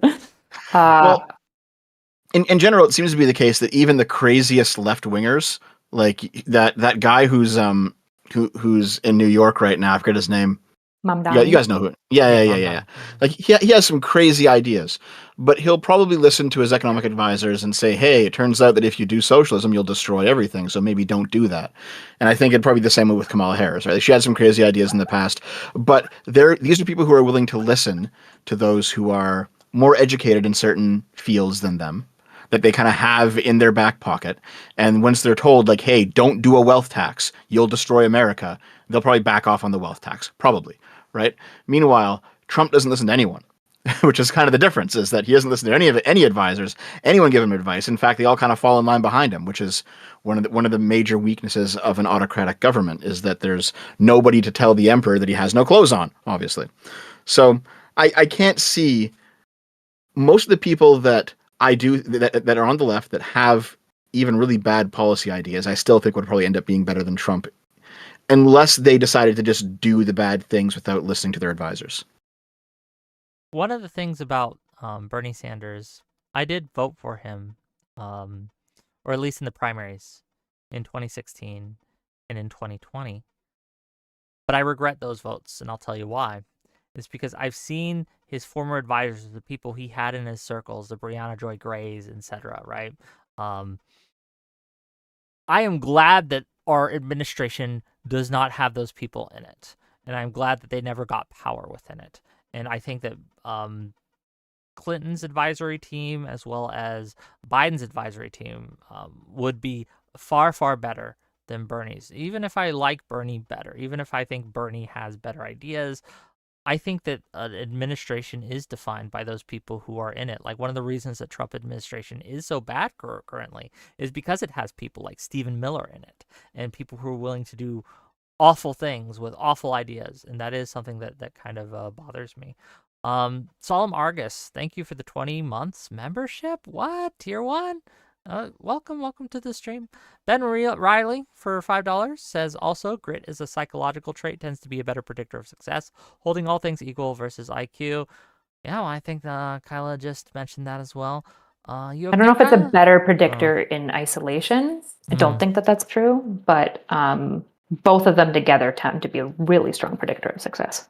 Perhaps. So Tally said one of the things that I forgot you had said, but it was something that I'd heard before in that previous thing you just said, was smart people can rationalize bad ideas very well. I think that's actually true. I think I've experienced it myself. I've seen people do this where, like, I know them to be smarter, and yet they're also rationalizing bad ideas. It's like, oh, okay. So yeah, you can obviously turn your intellect to evil ends. I think it happens pretty regularly, in fact, unfortunately. So I think I agree with you on that, Wick. Thank you. There was something that you said earlier, Erudite. I forget exactly what it was, but it reminded me of something. I just went and looked it up. Have you guys heard about high decoupling and low decoupling? You guys know what this is? I heard of it, but refresh me. The names are familiar, but I can't remember exactly what it is. Yep. The idea is basically how you're able to isolate variables when you're thinking about a complex problem, right? So people who can decouple one variable from another and just look at it in isolation versus people who, who see the it's all connected, man. Who see the whole, right, as one problem. And I think high decoupling, is somewhat correlated with higher IQ, but both of these ways of viewing things have their place, right? Because sometimes you can have somebody who disentangles individual variables so much they actually miss. They're not seeing the forest for the trees, if you know what I mean, right? So sometimes you actually have to see the whole picture at once, but sometimes you also have to isolate variables. So it is a tricky problem. Okay. I don't want to keep Erudite too long.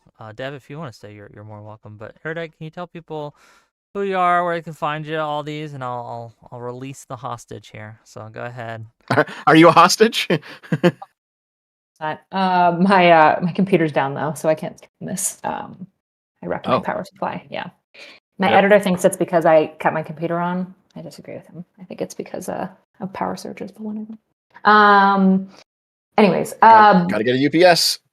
Yeah, I know. It's still my fault. It doesn't matter. It's still my fault. I don't know why I'm even quibbling, because regardless, I'm retarded. So, okay. You can find me anywhere at NotsoErudite. I'm going to be on Jesse Lee Peterson on September 2nd, so you can catch me there, where I will say, yes, I love Black people. I can't think of anything else that's coming up. I'm working a lot behind the scenes right now on a program. So yeah, I'm doing a lot of real person work right now, but some videos hopefully will be coming out this week for my channel. And then once my computer's fixed, then we'll get back to streaming 3 times a week as well. Beautiful. So. Well, thank you for taking time out of your day to join us, and good luck with what you're doing. Bye. Check out my Instagram. It's popping off right now. So if you want hot takes and cute looks. Yeah. All right. Bye, guys. Oh, what a fun conversation. You want to take a couple callers with me, Dev? You want to hang out for a minute? I should probably actually go too, just because I was in the middle of editing my next video when I hopped on here. Okay. No, that's all good. You pulled me in. I roped you, wrangled you. I don't know. It's like I don't know. It's a calm before the storm. Okay. It's a calm before the storm. We had a server coup attempt yesterday, in my server, because I'm having Destiny on tomorrow. A lot of people are saying that me having Destiny on is running cover for him. I disagree. I think I can have whoever I like on, and I don't have to condone you. Like Dev, I think that you have done things that I don't condone. I don't know what they are, but I'm sure they're out there. I am not responsible, right? Nor should I be held accountable for things that I have not done. And that is kind of my line here. So people who are trying to kind of like pressure me or push me into not having people on, I understand why they're doing it. I get why they're doing it. Destiny is accused of some pretty horrific things. But I don't know. The cops will take care of it if it needs to be taken care of in that manner. So, I don't know. Okay. Yeah, I've also been following the Destiny drama. I'm all caught up. I know about the court cases. I've been checking in. It's like, oh man, that's. No. I think even if everything legally goes his way, he still has a bit of apologizing to do. Oh yeah. It's there has he is been not wrong blameless done, and he needs to make amends. But having him on my channel or not having him on my channel will not do that. Actually, okay. If that's the case, here, this is a question you might want to talk about privately, but I'll talk about it with you right now if you want. No, we can. Look. I will have all my conversations like this in public. If there is a private issue that I cannot discuss, I'll just say, hey, I can't talk about that publicly. Okay. But, yeah. So, you feel this way about Destiny, that you have some objections to his conduct, but you're hosting a show, and as a host, you can have people on. It doesn't mean that you sign everything he's done. That's completely reasonable. I feel the same way about going on shows and similar. Okay.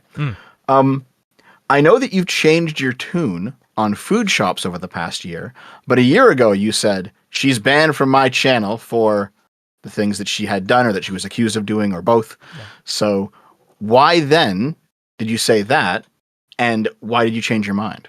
So I think that I was being inconsistent in my principles there because of the ick factor. It is an ick factor. There's a lot of pressure and a lot of people pushing for that thing. It is something that we did talk about amongst the mod team. Like, hey, what should we do here? And we did together make the decision to ban her, but I did rescind that. I think you were actually on the stream when she was supposed to come on, and we had that whole fiasco. I don't know if you remember. We had Brianna Wu.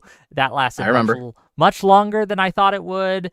And then we were going to have food shops on after, and it was going to be a whole thing. But it, well, we won't really. It turned into a shit show. I remember. It didn't work out that way. And then she leaked my DMs, and I was pissed off at her for a different reason, and so we fought for that. But that said, I do think that going forward, I am going to try to hold more fast to the idea of kind of like a free speech platform of, even if I think you're a piece of shit, okay, that I would spit on, okay, I might have you on for various reasons. Now, the one exception I will make to this, and I will continue to hold, if you attack me personally past a certain line, nah, fuck you. I don't need to value consistency over my self-defense. Fuck you, right? Like, I don't know. Maybe that's inconsistent, but I do not care, right? So, yeah, for me, I have a line of I won't talk to people who have engaged in taking down other people's platforms. And so that's like Nick Fuentes, Ethan Ralph, Vosh, right? There are people who have definitely done this sort of thing where, oh, you've actual Jake. These are people who have President Sunday, very obvious one. People who have gotten their community together and just had someone's channel or account or whatever, spam reported or banned or whatever, right? These are people that's like, nope, that is because now talking to you, if we have a debate and I completely destroy you, I might lose my channel. So I'm just not going to talk to you. Like you're on the out. I'm not going to talk to you. Yeah, I think other than that, yeah. I think other than that, I'll talk to most people. I think other than that, would you talk to someone who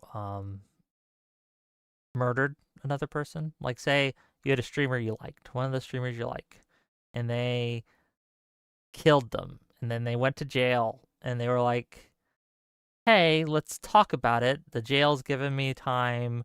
Would you come and have a conversation with me about this on stream?" Would you do that? I mean, yeah, probably. It'd be interesting at least. Yeah, that's what I was thinking too, right? Like, because people were asking me yesterday during the coup attempt, like, what if they murdered me? Would you still have them on your show? And maybe I don't know. And it feels weird to say, but maybe. It depends. What's the topic? What are we talking about? Like, I mean, journalists have interviewed killers many times. Yes. I don't think it's that big. I don't think there's a moral component to that. Yeah, I don't know. Okay, Dev, I know you got to get back to your dev things, so we will. My dev thing. I don't know what you do with your day. Okay. I work on videos. I work on video essays. What's the next video you got coming up? Sell it. I'm morphing into a. I can't secret. You can't. I'm morphing into a video. It's a secret. Can't talk about it yet. But I am basically morphing into one of those longer video essay channels who post something every once in a while, but they're really big. I'm kind of going down that route.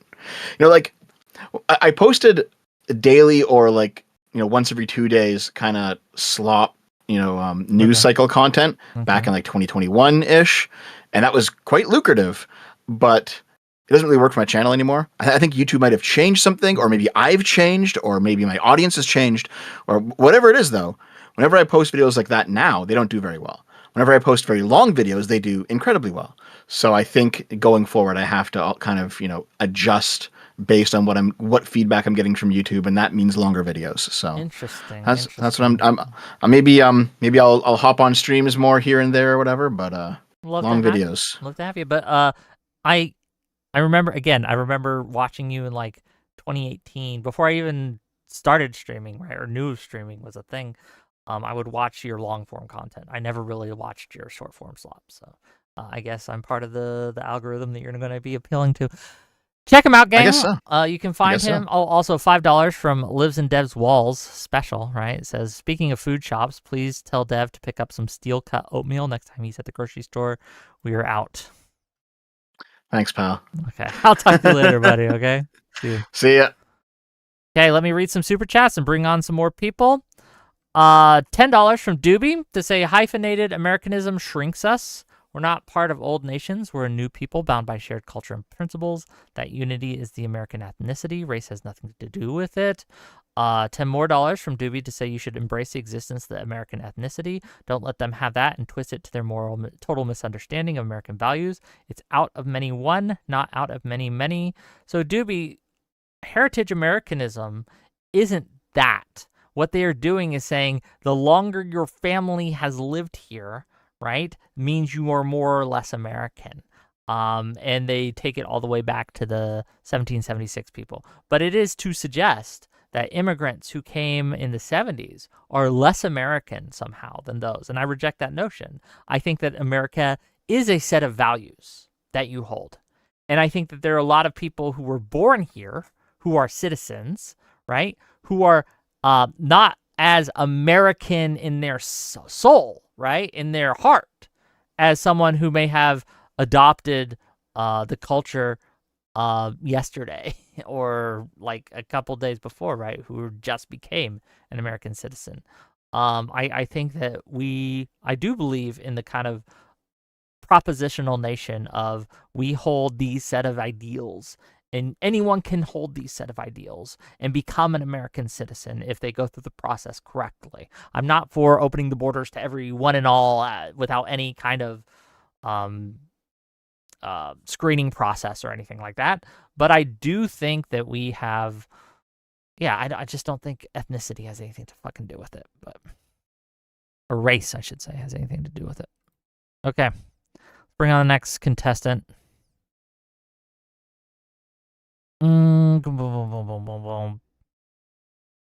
I think I'm getting this in order. I hope I am. Hello, you're live.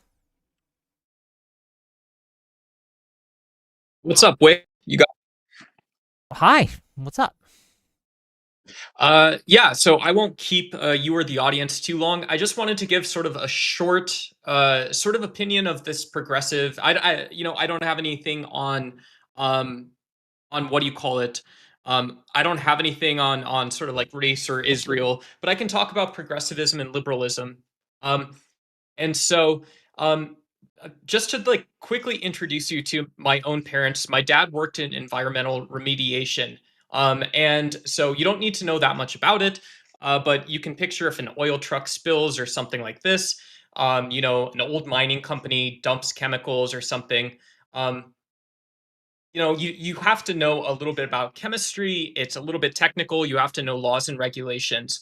And so, something that is apparent is that my dad could have been an entrepreneur. My dad could have very easily, who knows, he meets some guy that's a chemist and they figure out a new way to clean up oil or something like this. Um, and this is logical, right? And in another alternate universe, maybe one of my dad's competitors is an MBA from Harvard or Yale who figures out in the same sort of vein, not that there's a better way to do things, but there's a better supply chain or something like this. There's inefficiencies in the market. Okay. And so this sort of captures what progressivism is. It's not collectivism. It doesn't have to be.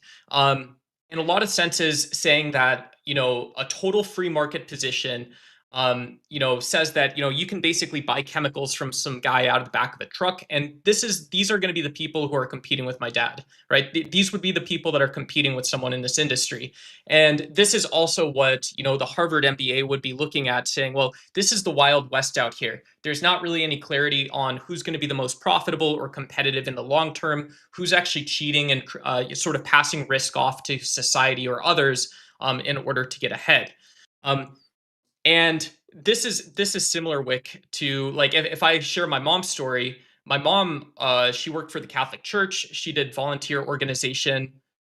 What's up? I'm trying to maybe I'm misunderstanding you. Okay. What are you misunderstanding? I'm trying to see how this relates to progressivism and liberalism. I understand that you're telling me your stories about your dad and things. Yeah, so it's hard. It's hard when can you square the circle? It's hard when you are here. Quiet for a second. It's really difficult when you are trying to pull in too much all at once. And after that happens, kind of making intellectual sense of it. And so, to me, progressivism does look at things like, well, you know, uh, our parents, our everyone has parents, and our parents are a little more complex and rich and deep. Just as people get older, they want to go out and start businesses and stuff like that. Right? And so understanding what the rules of the game are, understanding what markets look like, and being able to, Wick, this is what you missed with that shit-eating grin on your face for content. People want to understand what competition and markets looks like. Okay. Right? People want to understand what a market topology looks like before they go out and do something new. Does that make sense to you?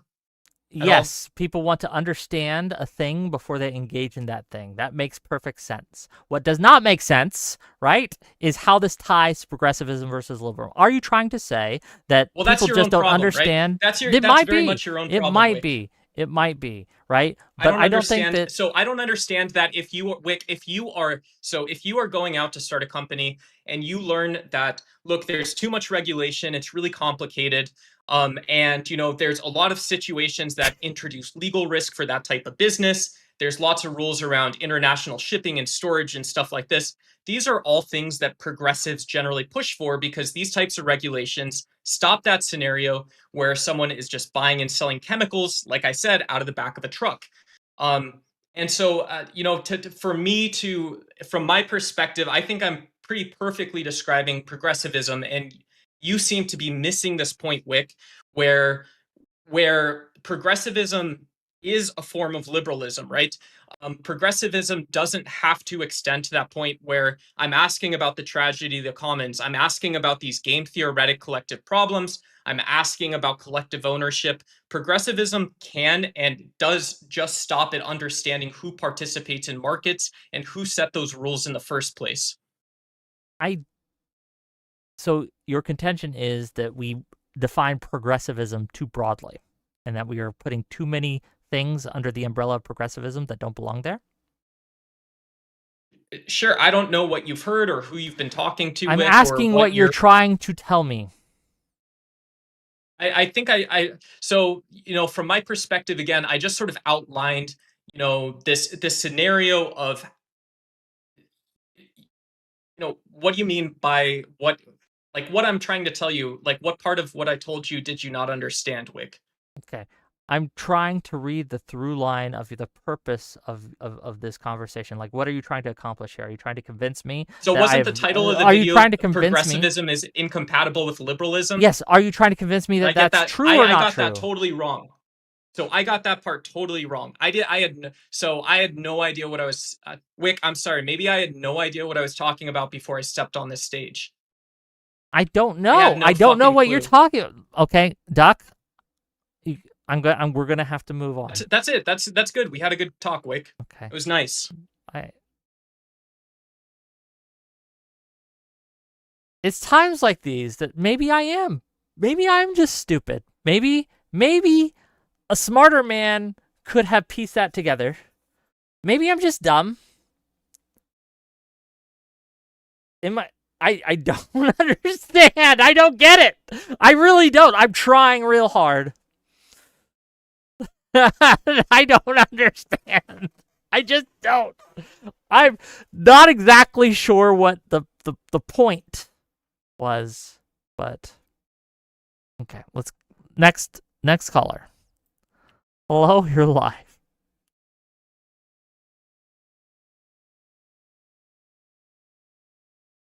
You're muted on your end, sir, or ma'am. Can you hear me? Yes. What's up? I got you. Sorry, I forgot to put. So I suppose I had some comments there, but I'm still trying to figure out what reality I'm in based on the give me a last minute too. comment. Okay, we're trying Yeah, to recenter our chakras and yeah. Like I could almost kind of get where he was going with that, but I feel like he was either 10 minutes out of sync, ahead or behind the conversation, and I'm confused. You ever All see right. Langoliers? Okay, the Stephen Yeah. King movie with the Langolier. I think either like he's one of those guys that's coming up and consuming the past, or he's one of those guys that is like shitting out the future. I don't know which, but anyway. Something like that. Yeah. No. Okay. So I suppose one thing I could bring up is I suppose I would land more on trying to bring this back into the whole, can liberals and progressives get along, the whole panel like topic. Sure. I would find myself more aligned with the progressive leftist side, so I figure I can kind of talk to that experience. One thing that is frustrating, and I've even heard like people like Destiny talk about this, and other commentators are kind of going this, is it feels like the standard of the conversation is always being dictated by the right, both in what the right or the center right wants, needs, desires, what we need to do to get them on our side, what we need to do to placate them, to make sure that they don't burn down the fucking country. And from the leftist perspective, it feels like, again, not necessarily saying you do this, though I think I've seen you do this a couple of times, and it's okay if you think I do it. I don't mind criticism here, but go ahead. Yeah, we all have our problems where sometimes we don't live up to our perfect values or shit like that. But from the leftist perspective, it feels like, again, I always go back to the Mamdani thing, is how resistant and kind of weirdly apathetic a lot of the Democrats and the more established like liberals seem to the idea, and even sometimes outright kind of hostile to the idea of Mamdani, despite the fact that he is literally what you want from the left. He is a leftist, but he seems to be fairly positively orientated towards the Democrats. He doesn't seem to be 100% going against this. He seems to be doing his progressivism, but in a way that is compatible with liberalism to Okay. a certain degree, I see or what you're fairly. saying. Again, Yeah. he's not just they have the old phrase like dinos and rhinos. He's not just what would it be, a Pino, a progressive in name only. He's not just one of those. He is a progressive. He's not going to lie about that, but he seems to be fairly compatible with this. And the response was really, especially seeing how there's so much hand wringing over, oh my God, we need to get wins. We need to get Democratic wins against the Republicans and Trump, because they are, and I do believe this, they are literally kind of tearing the country apart. From a policy standpoint, legally, it's a mess. When we do get a figure, when a leftist does kind of get a step forward, the fact that kind of liberals have such a hand-wringing kind of, golly gee, are we going too fucking far? Are we going to upset middle America? Are we going to do this? Just really rankles the shit out of I them. understand, but there's a couple things here. Yeah, sure. Sure. One, I am apathetic about Mamdani because he's in a place I cannot vote for, and he's in a very, very, very geographically small, and what I would consider like unimportant to the national political scene. Like one of my frustrations with the left specifically is how they have taken Mamdani and tried to use him to extrapolate. Like, see, progressivism within this vein can work. Far leftism can work and can be sold to the American people. Perhaps so, but Mamdani isn't evidence of that. Mamdani is evidence that he can win against two people who have insane amounts of baggage, like Grandma Killer Cuomo, and then we have the other guy who's like in bed with Trump right now. Like, yes, of course, the socialist probably wins against that in that district specifically. But when you look at how popular his policies are nationally, he's into like 20%. Like, he is not popular at all. And I don't see, I don't know. He's a socialist, and I don't think socialism is compatible with liberalism, frankly. That's my position. Well, and I guess that then that kind of goes, all right, so if that's true, then we'll go with the Mamdani first. I have two thoughts on that. The Mamdani one thing is like, okay, so yeah, he's not, one, I don't care about his overall popularity, and I don't necessarily agree with some of the leftists who are trying to say, hey, because we got one guy who's kind of leading, that means that every single platform immediately needs to adopt this 100%. Well, no, we have been like struggle session because like there's been what was his name? One of the politicians from New York wouldn't endorse Mamdani, and he's been struggle sessioned. But he's from fucking New York. Of all the Democrats who might support a Democratic candidate, it seems to be that the Democratic candidate from New York should probably get the Democratic support from the guy from fucking New York, you know? Like, I understand, like, the Democratic, candidate in California not giving two rad shits and not going, boy, I really want Mamdani to win. Yeah, that makes sense. That applies to your logic. But applying to your own logic, like, wouldn't it make sense that the Democratic guy in this New York, the Democratic state, would support, even just literally just saying, yeah, I hope he does a good job, and I think he can do some good stuff for the. But this hasn't happened before in New York politics. They generally don't. New York politicians outside of New York City generally don't make endorsements for the New York City mayoral race. This just doesn't generally happen. So why must it happen now when it really doesn't have a history of happening before? Well, then that would come back, why hand wring at all about any optics of any kind at all? Why hand wring about the tent being too big, not big enough, who we let into the tent? Because, like, okay, so the reason they're not adopting, or a lot of the reasons that they're not, what's the word? Oh God, I'm having a brain fart here.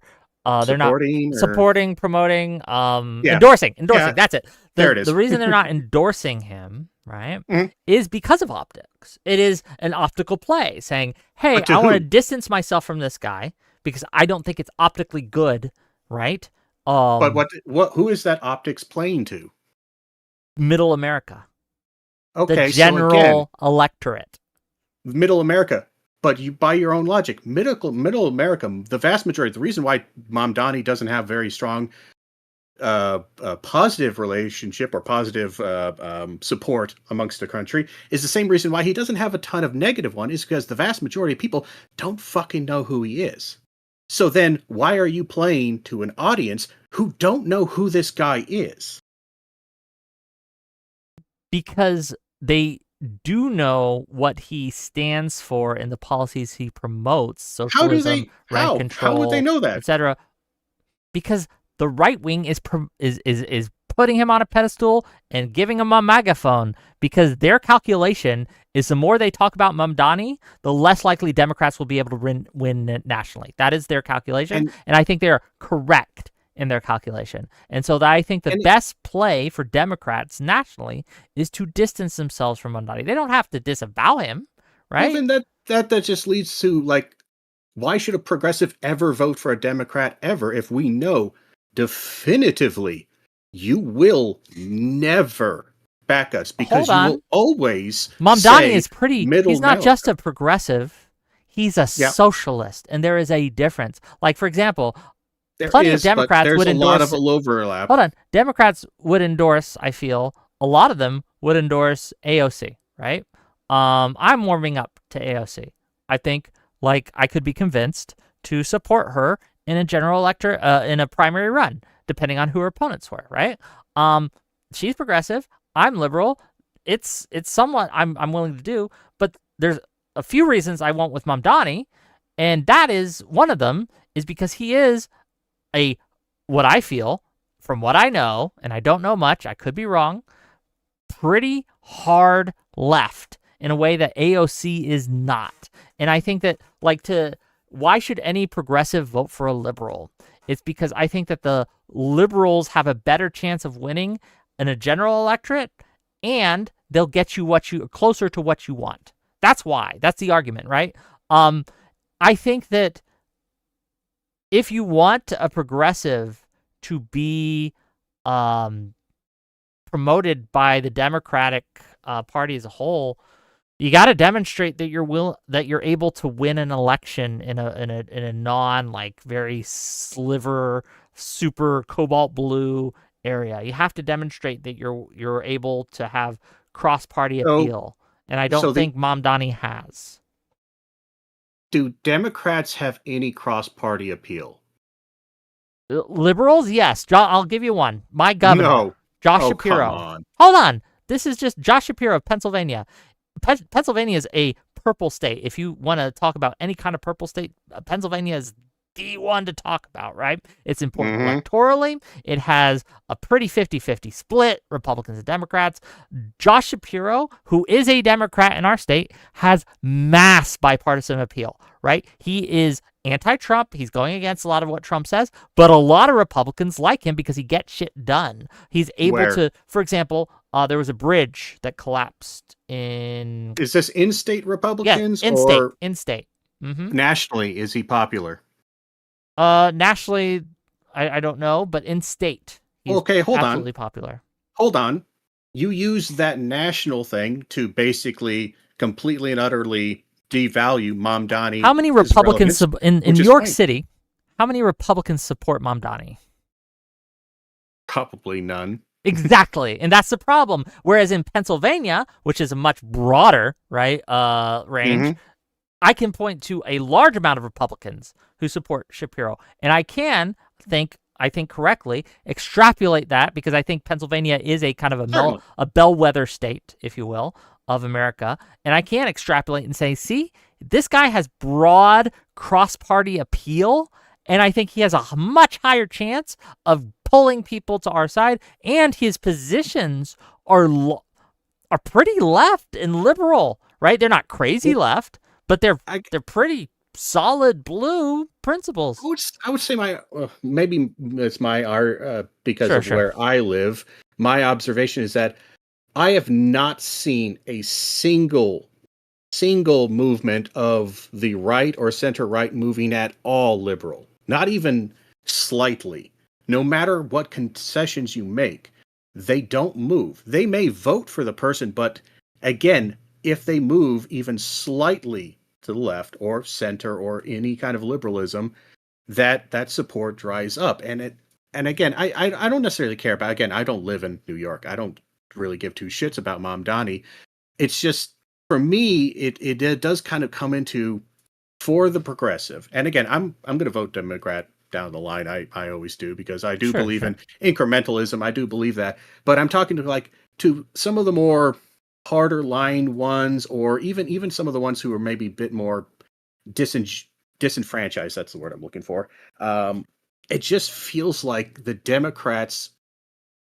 Again, it's like the progressives are the unloved middle child, and the problem child who is the drug abusing, stealing the car, fucking over the family, in and out of prison Republicans get all the leeway. They get all the attention.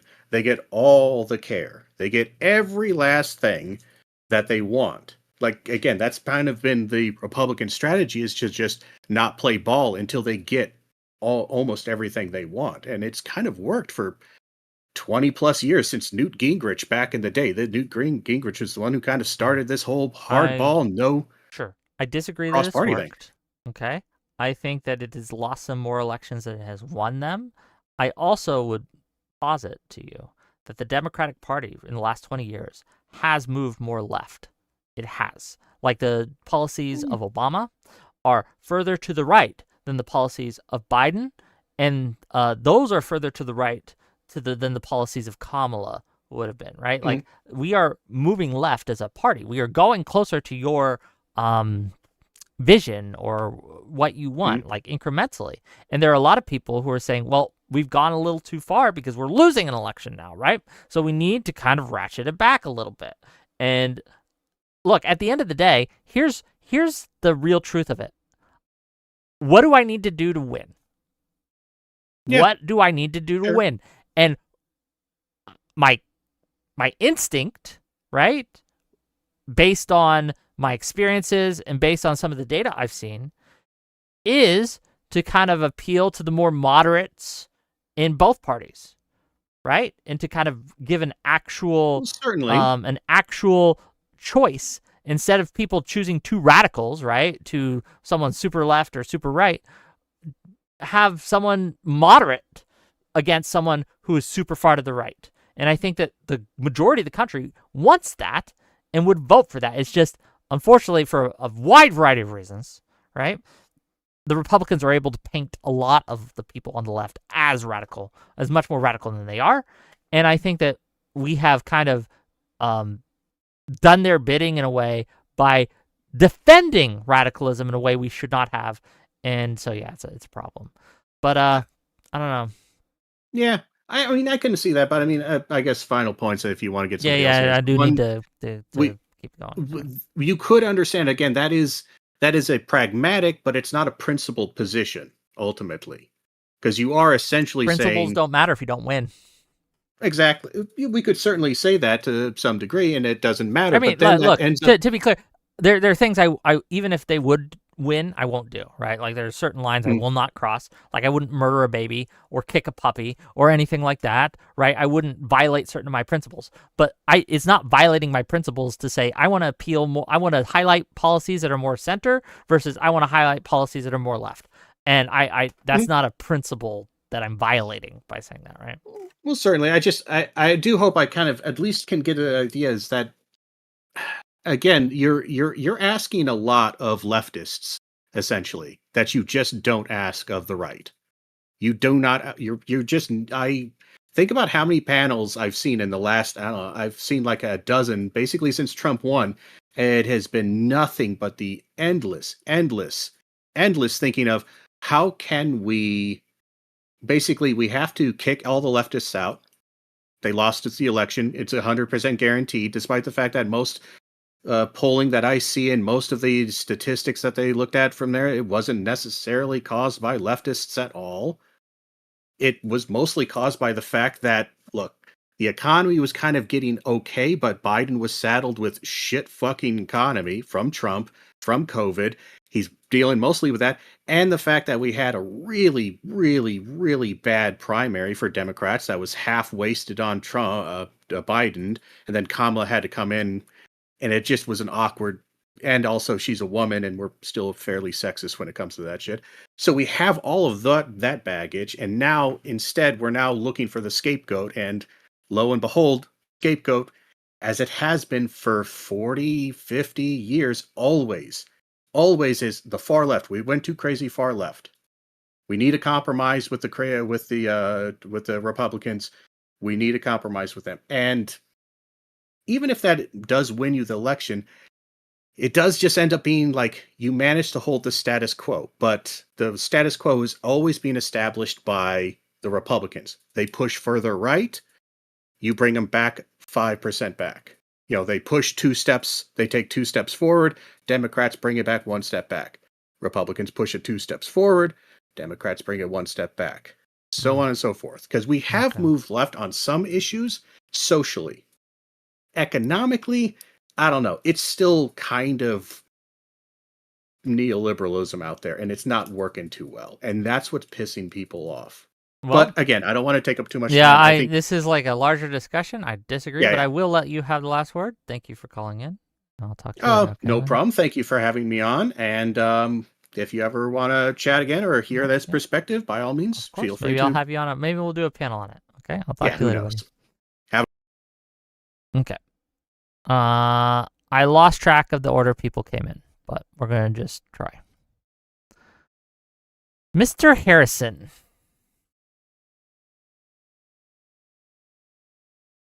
Mr. Lawson.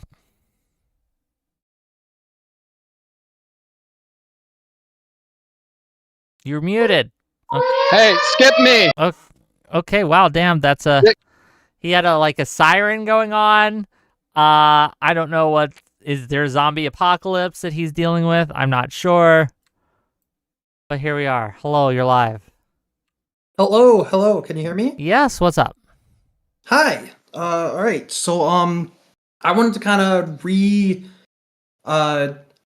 readdress the original title of the video and just kind of go through some of the history of progressivism and liberalism in a philosophical context, because I think that a lot of people tend to forget that if we want to be really technical from a philosophical position, liberalism is actually a form of progressivism. If you look at the history of Christianity, for example, Christianity is a progressive religion. People tend not to think of it that way, but it has an eschatology, it has a telos that it's working toward, that has a progressive conception of history. It takes an idea of how that humanity is going to come into the kingdom of God on earth, right? And people tend to forget that liberalism as a historical concept came out of Protestant Christianity, and it started with some of that notion and how people believed at the time that absolute monarchy was essentially going astray from what was ultimately God's what people imagined to be God's more perfect world, right? So when we're talking about how compatible progressivism and liberalism are, if we really want to talk about like the technical philosophy, they're completely compatible because liberalism is a form of progressivism. I think that's so. I think when you define those terms that way, perhaps we could break bread on that. I disagree because progressivism, as I see, it's in the name, right? It's always progressing. So at one time, it may have been progressive to be liberal. I do not think that time exists currently. And yeah. And I agree with you in that sense. Okay.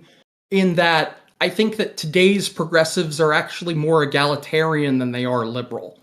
And there's kind of there's a long history of egalitarians and kind of the early liberals being being bedfellows of the sort. It's always been a thing that those two groups of people have been they've been in a political coalition together since at least the American Revolution, and it became even more strident in the French Revolution. There's a reason why, the French motto in the French Revolution was liberty, equality, fraternity. It's right there, right? They're starting to move more toward an egalitarian notion of progressivism. And so the way that historically progressivism and classical liberalism, if we want to talk about like Lockean classical liberalism, if we want to say that egalitarianism as progressivism today and classical liberalism, how compatible they are, they're not compatible at all. I think that much is pretty much said and done. $20 from Alexander Rin. Thank you for the $20. To say, Democrats are the ones trying to change the status quo. It's unproven and requires more caution. Republicans want things to stay the same or go back to a way that worked. Those wanting radical change do have to take more care. So just to address that, because he did pay me $20, buddy. I disagree with your interpretations here. Republicans do not want things to stay the same, but they do want to go back to what they think worked in the past, at least many of them. But I would point to the actions being taken by the Republican Party, such as the implementation of tariffs and things. They are tearing up the status quo in ways that I think is bad, right? I think it's harmful. But I don't think that I would ever say that Republicans are trying to preserve the current status quo. They're absolutely not. I think they're tearing it up right now. Sometimes that's good, sometimes that's bad. Currently, I think it's bad in the way they're doing it. But as for Democrats wanting to progress the status quo, I also disagree with that. I think that a lot of Democrats, me especially, are fighting to preserve, I think, a fundamental status quo of America that has been here for not just 10 years or 20 years or 50 years, but 100 years or 200 years that I think is really under threat right now. But sorry. As to you, caller, dear caller, I do not disagree that egalitarianism and fundamental classical liberalism, I'd have to think about that more. Does that make sense? I'd have to really polish it over. I don't know if I have time in the call because I do have to go soon. Do you have any final thoughts or any final conclusions you want to make before I let you go and get to the next caller? Yeah, sure. So I think that when we're talking about progressivism today, at least contemporary progressivism, what we're really talking about is philosophical traditions that come out of Hegelianism. And if we really want to get technical, even the fascists were progressives in a sense because they were out of this kind of progressive. Yeah, well, they were not exactly the way we'd use that term today, but well, they were in like a philosophical sense because they were eugenicists.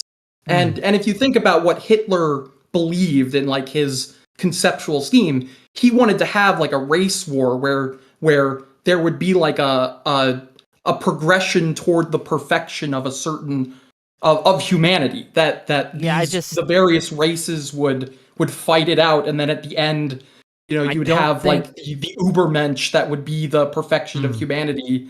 That would be the progress of humanity, right? That's how they envision things because they were Hegelians, and Hegelianism is an evolutionary metaphysical philosophy. So it's very much a progressive philosophy. People don't think about it that way, but it is technically a form of progressivism. I mean, technically, in a way, if you look at it from a certain angle. But thank you for calling in. Maybe we'll have a longer discussion at some point, but for now, I do have to let you go, sir. But thank you. All good. Appreciate that. Before I bring in the next caller, $20 more from Alexander Rin. Thank you. To say, I agree, MAGA isn't included in my assessment. Okay, well, fair enough. This is a generalization, an overarching trend. It's a push and pull that hopefully preserves what is good and changes what is bad. So fair enough. If what you are saying is more of a kind of a classical republicanism in the United States versus a classical Democrats in the United States in the last, say, 50 years, right? Since Buckley, perhaps, right? I probably would agree with you. I just don't think we live in that time currently. And I think we have to, we can't, look, philosophical concepts are well and good, but only insofar as they can help us deal with reality as it is today, right? And inform how we act and how we make changes or do not make changes. And I think that when we talk about who is in power right now in the Republican Party, it is not conservatives. I would change your dynamic also. Instead of talking about Democrats and Republicans, I would just say I would point to progressives versus conservatives and say that's kind of more on that for your initial super chat, at least. That would be the thing. But yeah. Let me bring on the next caller. You're live.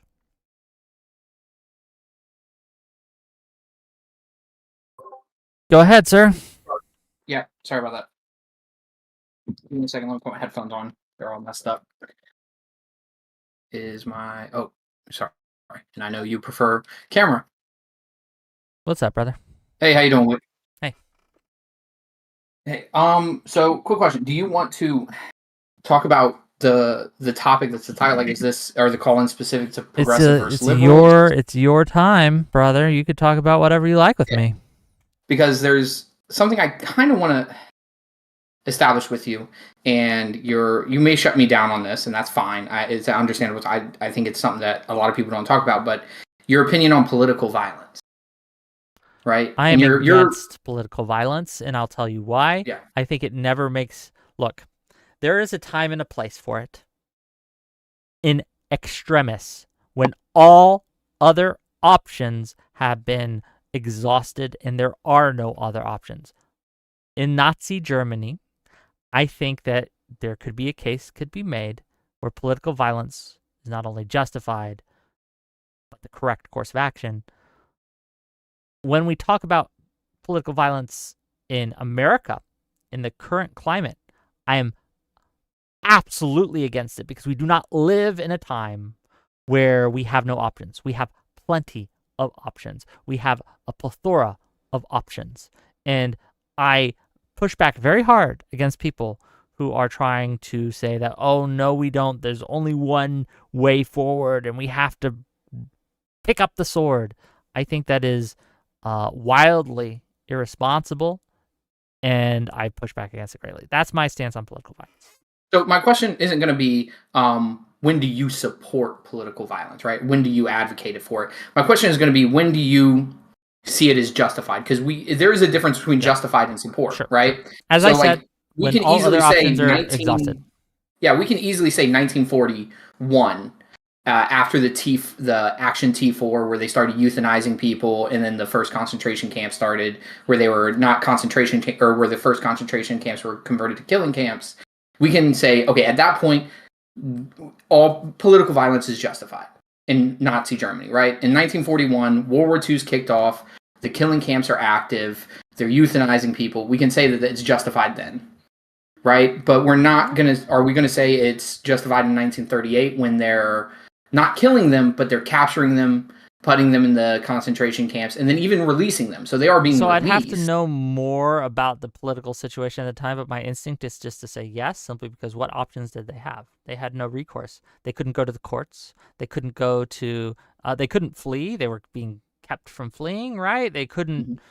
Well, they were being coerced to leave German-occupied land, sort of. So they were being sent out of Germany, or even to German-occupied land that wasn't Germany. I don't know enough about that particular period of time in Germany to give you a take. But again, my principle on this, okay, is if all other methods of redress are exhausted and the oppression is violent enough against you, like if, for example, there was a law passed in a state where I had no redress, but I had to wear green shoes all the time, okay? And I had no redress for green shoes. No, political violence against that isn't justified, okay? Even if I really don't like green shoes, because that's not a burden on me that is so overbearing that it would require me to enact violence to stop that form of oppression, even if I hate green shoes, okay?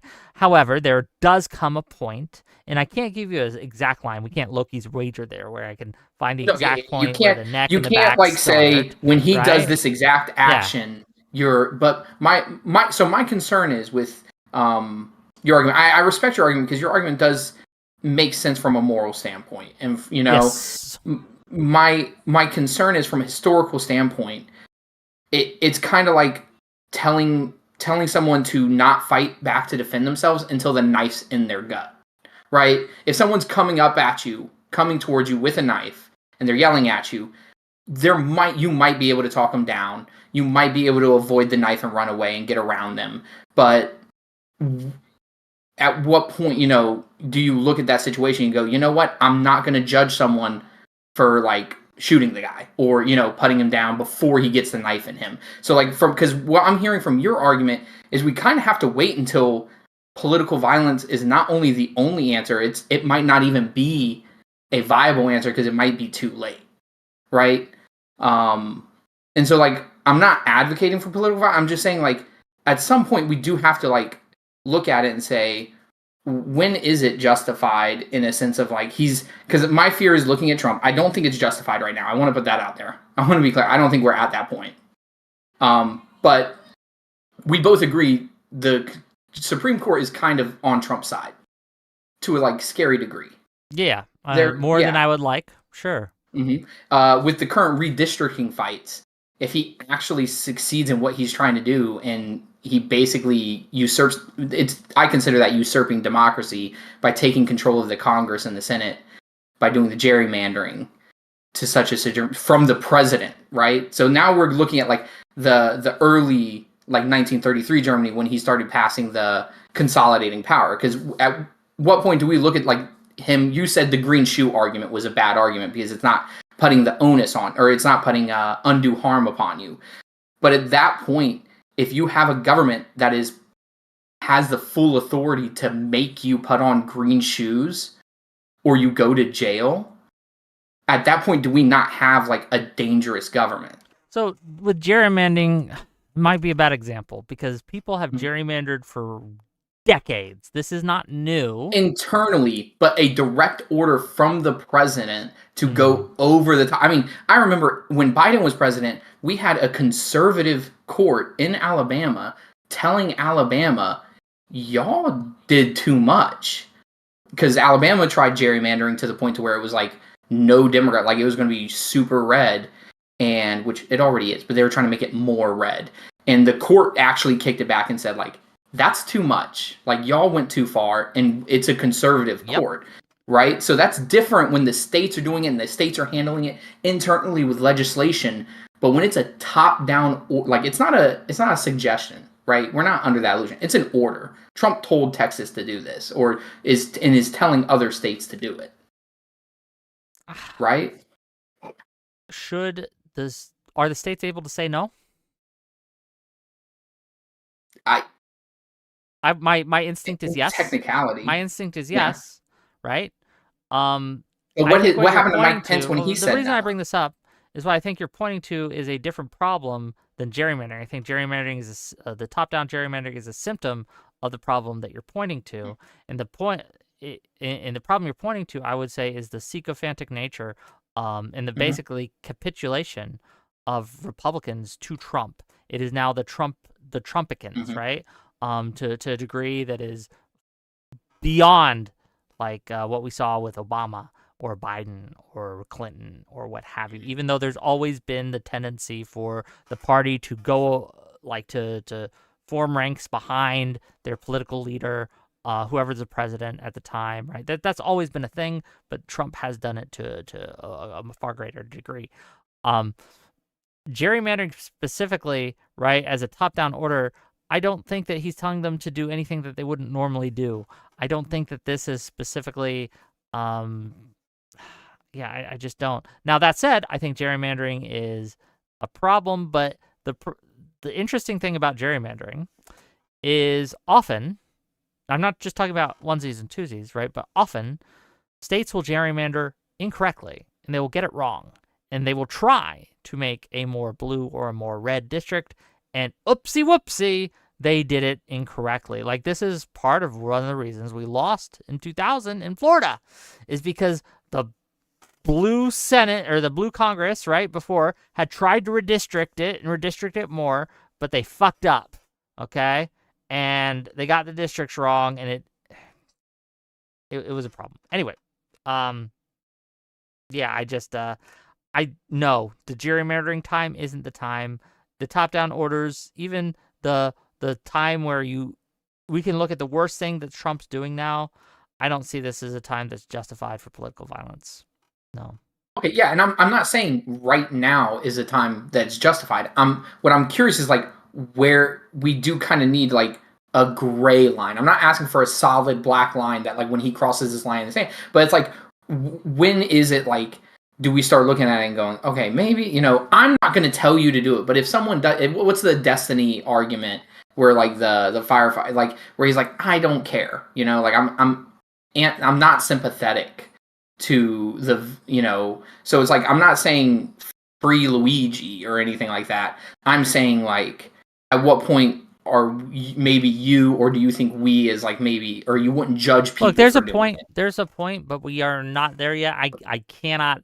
I would have to think about it long and hard. Okay, but my energy right now is making sure we never get to that point and to condemning people who are trying to push us to that point on both sides. And I hate to do the both sides thing, but it is just true that there are people who are on the far left and the far right who are trying to accelerate us to a point where we will come to blows and there will be an explosion of political violence across the spectrum in America. And they're doing that because they know what happens next. What happens next is the dissolution of civil order, and everything gets worse, but it does create power vacuums for people to fill, and they're trying to fill those vacuums. Yeah, it's a real problem, and we need to stop it immediately. So I know this is an unsatisfying answer for you, but I just don't. I haven't put the thought into it to know. Yeah, I mean, I don't have an answer either. Like, I don't know when the line is. So, but I appreciate your time. Yeah, thanks for calling in, brother. Thank you. Let's bring in. Is a tornado over? Did you survive?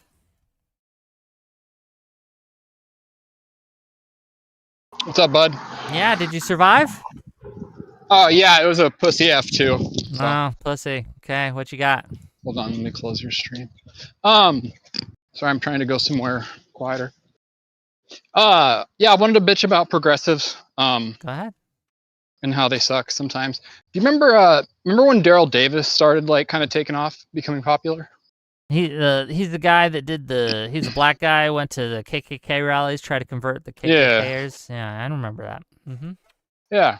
I don't know how much of him like you paid attention to, but like he got so much like, well, you can imagine the response to what he was doing from like the super progressive I know lefties. there are people on the far left who hate him because he's trying to work out to the KKK. Yes, and I disagree with those people strenuously. But yeah. Yeah. But sorry.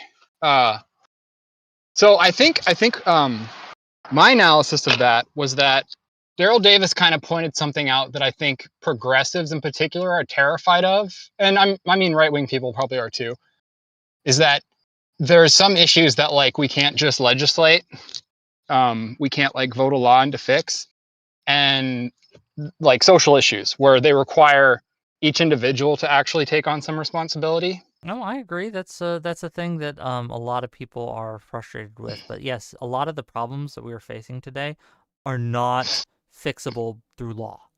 It's a cultural issue, and we need to fix it on a cultural level. A law can do very little in that sense. But yeah. Yeah. Do you remember the panel you had with our great debate Pope Destiny about is debate important? Funny you call him a you pope had those after like the accusations. 2 or 3 Funny you call him a pope after the accusations, but yes, I remember. Sure. I'll put 20 grand that they're not true. If anybody wants to take me up on that. Anyway. Well, hold on. I might take you up. How much? Really? When you say they're not true, what do you mean? He did not have CP on his computer. Oh, okay. I mean, maybe. I don't know. I don't know enough to. Anyway, But if you sounds like you'll get into that tomorrow. Make a more broad claim, I was going to be like, easy 20 grand. But fair enough. Yeah. Go ahead. Part 2. Yeah, I asked them. You read my super chat when you had that one panel about him, and I was like, "What do you guys think of Daryl Davis?" And the one dude, I think it was that that silly guy, soy something. I don't remember. Soy pill? Maybe the communist dude. But anyway, yeah, his answer was like, I think it sucks that this man feels like I think it sucks that he has to cater to these people to like change their mind, and I don't think that should be a thing. And it's like that kind of encapsulated this idea that I'm talking about, where it's like people should just like know the right answer, and we shouldn't have to, yeah. No, I agree that there is this. Well, I think an earlier caller expressed this too. This frustration that we have to appeal to people who are against us, right? And why can't we just appeal further left? Why do we have to appeal to the right at all? Well, there's few answers for this. One of the answers is that there's just not enough people on the left, right? We're just never gonna win with that, right? That's the pragmatic answer. But the more kind of moral answer is that why would you abandon these people just because they have wrong ideas? Why would you cast them out, exile them, cut them off completely forever and ever, and damn them basically to be outside your circles? I think that there is value in reaching out to people who are against me. I think there is value in reaching out to people who hate me. I think there's value in reaching out to people who I strenuously disagree with. And I want them to become more like me, even if it's from the right or from the left. I think that I'm pretty cool. I think my values are pretty cool, and I would like more people to adopt my values. Okay. Yeah, totally. Honestly, with the whole like, is fascism just as bad as communism or vice versa? I think the only thing that makes people like think about this differently is that fascism's tied to racism, and if it weren't for that like one fact, I don't think people would think of them very differently. But maybe. Anyway. Okay. Well, thanks for calling in, buddy. Are you gonna tune in but tomorrow? What time's your stream? Yeah, you're 6 p.m. Eastern. That's gonna be a tough one. Okay. We'll see how it goes. Fuck. I was on Prime yesterday about Destiny. How'd that go? And I mean, the frustrating part is like there's this like simulacrum of Destiny. I mean, that's not specifically to him, but like it's that thing where like when a news story prints somebody prints a news story and it's like wrong, they print the retraction, and like 5% of the people who read the first one read the retraction. You know what I mean? Okay. And when that happens like 10 times, here? What? How does this apply here? Because there's been 10, I don't know, like 100 news stories about specifically Destiny, and then like on closer inspection, it's not exactly true, or it's not like like. Did you see the Ethan video? I did not. Okay. Well, Ethan played a bunch of clips of Destiny, like talking about like so there was one where he was arguing with JF. Do you remember that dude? Nope. That dude I think he was like French, and he like killed his his mentally disabled wife. I know who allegedly. you're talking about, but I don't remember that interaction. Yeah. But I know who you're talking about now, only because I've seen that story in other places. But I think one of the things that a lot of people don't realize, baby, is that just because I have Destiny on my show doesn't mean I like know a lot of the lore or follow a lot of it. I don't even watch his show a lot. And that's I don't watch most of these people's show a lot. I'll tune in now and again. But yeah, most of the people I don't know. When he talked with so-and-so, unless it was on my show, or unless I knew the person he was talking to, I don't know. Well, that's why you've got your viewers, Wick, because True. I gargle every ounce of Destiny's stream. So if you have any Yes, questions, you can always come to me. Okay, so yes. So this is your example with the JF. Okay, continue on your example. Oh, well, yeah, he there's like a 5-second clip of Destiny saying, to me, a 15-year-old is like a 19-year-old are like the same. Right? And you could see that clip and take it however you want. But in the whole context of the conversation, he's arguing with this dude that like this woman is like mentally handicapped, and just because like they're an adult doesn't mean that it's like age isn't everything, essentially. Okay. Like you and me, we're like 40 something, Yeah, 42. I see a 15-year-old and a 19-year-old pretty similar. Like there's a legal difference, but I mean they're kids. Children, yeah. Yeah. So, but I'm telling you right now, if a 24-year-old or a 22-year-old slid into my DMs, I wouldn't have a problem with it morally. yo, Would you?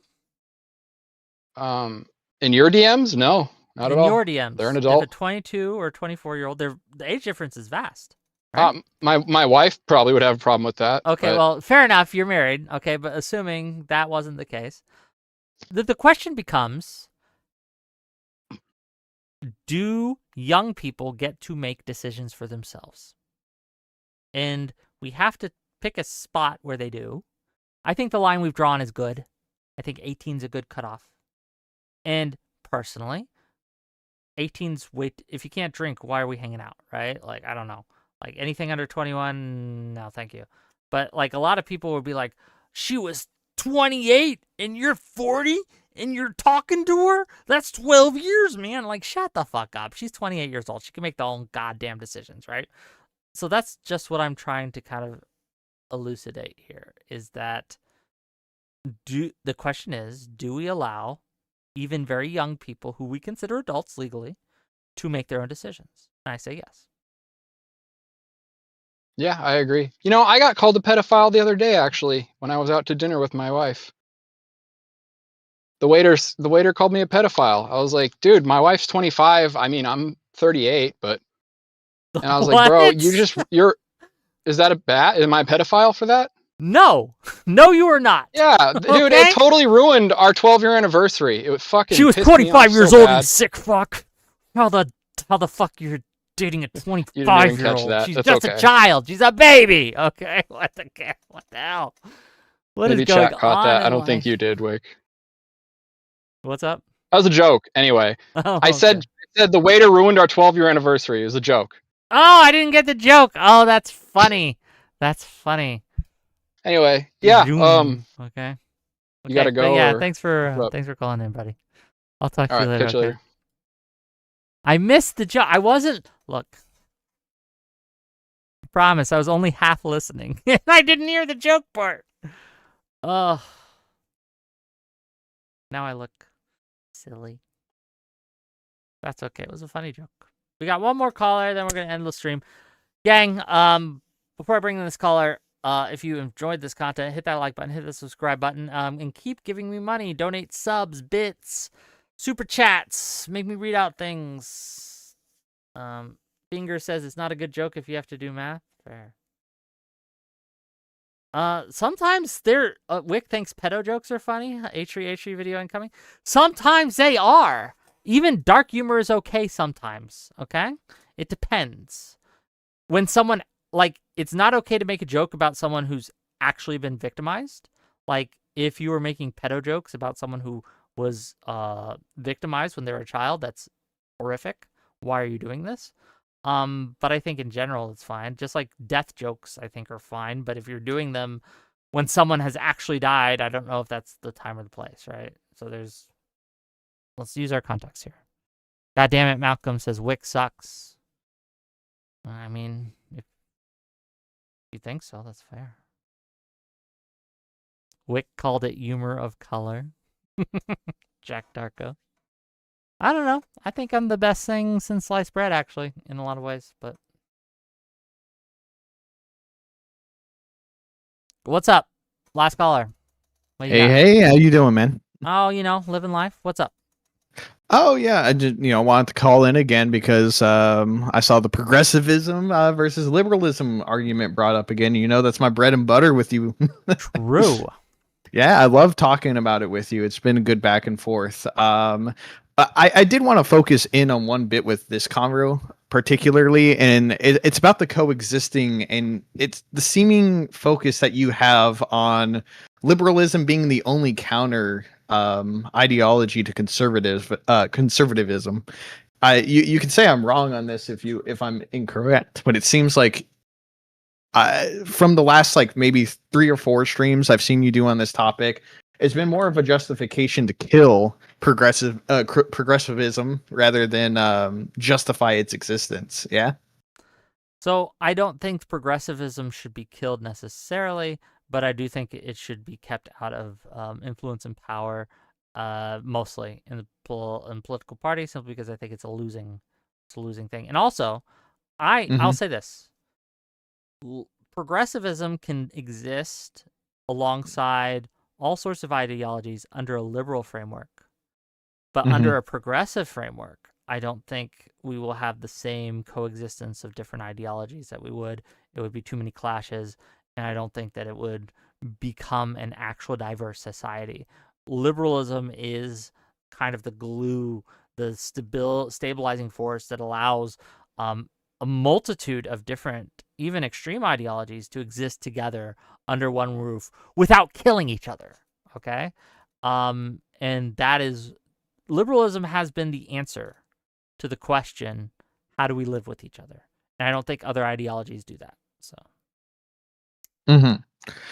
I kind of agree with the earlier caller where they were talking about how liberalism is a branch of progressivism. It's like a breed of it, though I do acknowledge that it's kind of broken off. I would almost say that the difference is more of they understand the problems, but the solutions are radically different now. Like liberalism is basically synonym for the status quo that we've been working with framework wise since probably, I would say for my life, I've noticed it from the early 90s up until about 2015, 2016 is where it started to waver. It's probably existed way before, that, but that's like the branch of when people are like, that time frame is liberalism, and we want to keep that status quo, while progressivism is saying, okay, well, we acknowledge this, but we want to change these aspects of the system. Do you kind of agree with that analysis? I'd have to consider it more honestly, and I'm frankly very tired. I'm sorry. Fair. Right? That's I'm sorry. fair. I am running on empty. I am hungry. I haven't eaten yet, and things like that. So this might That's be fair. a conversation for another time, unfortunately.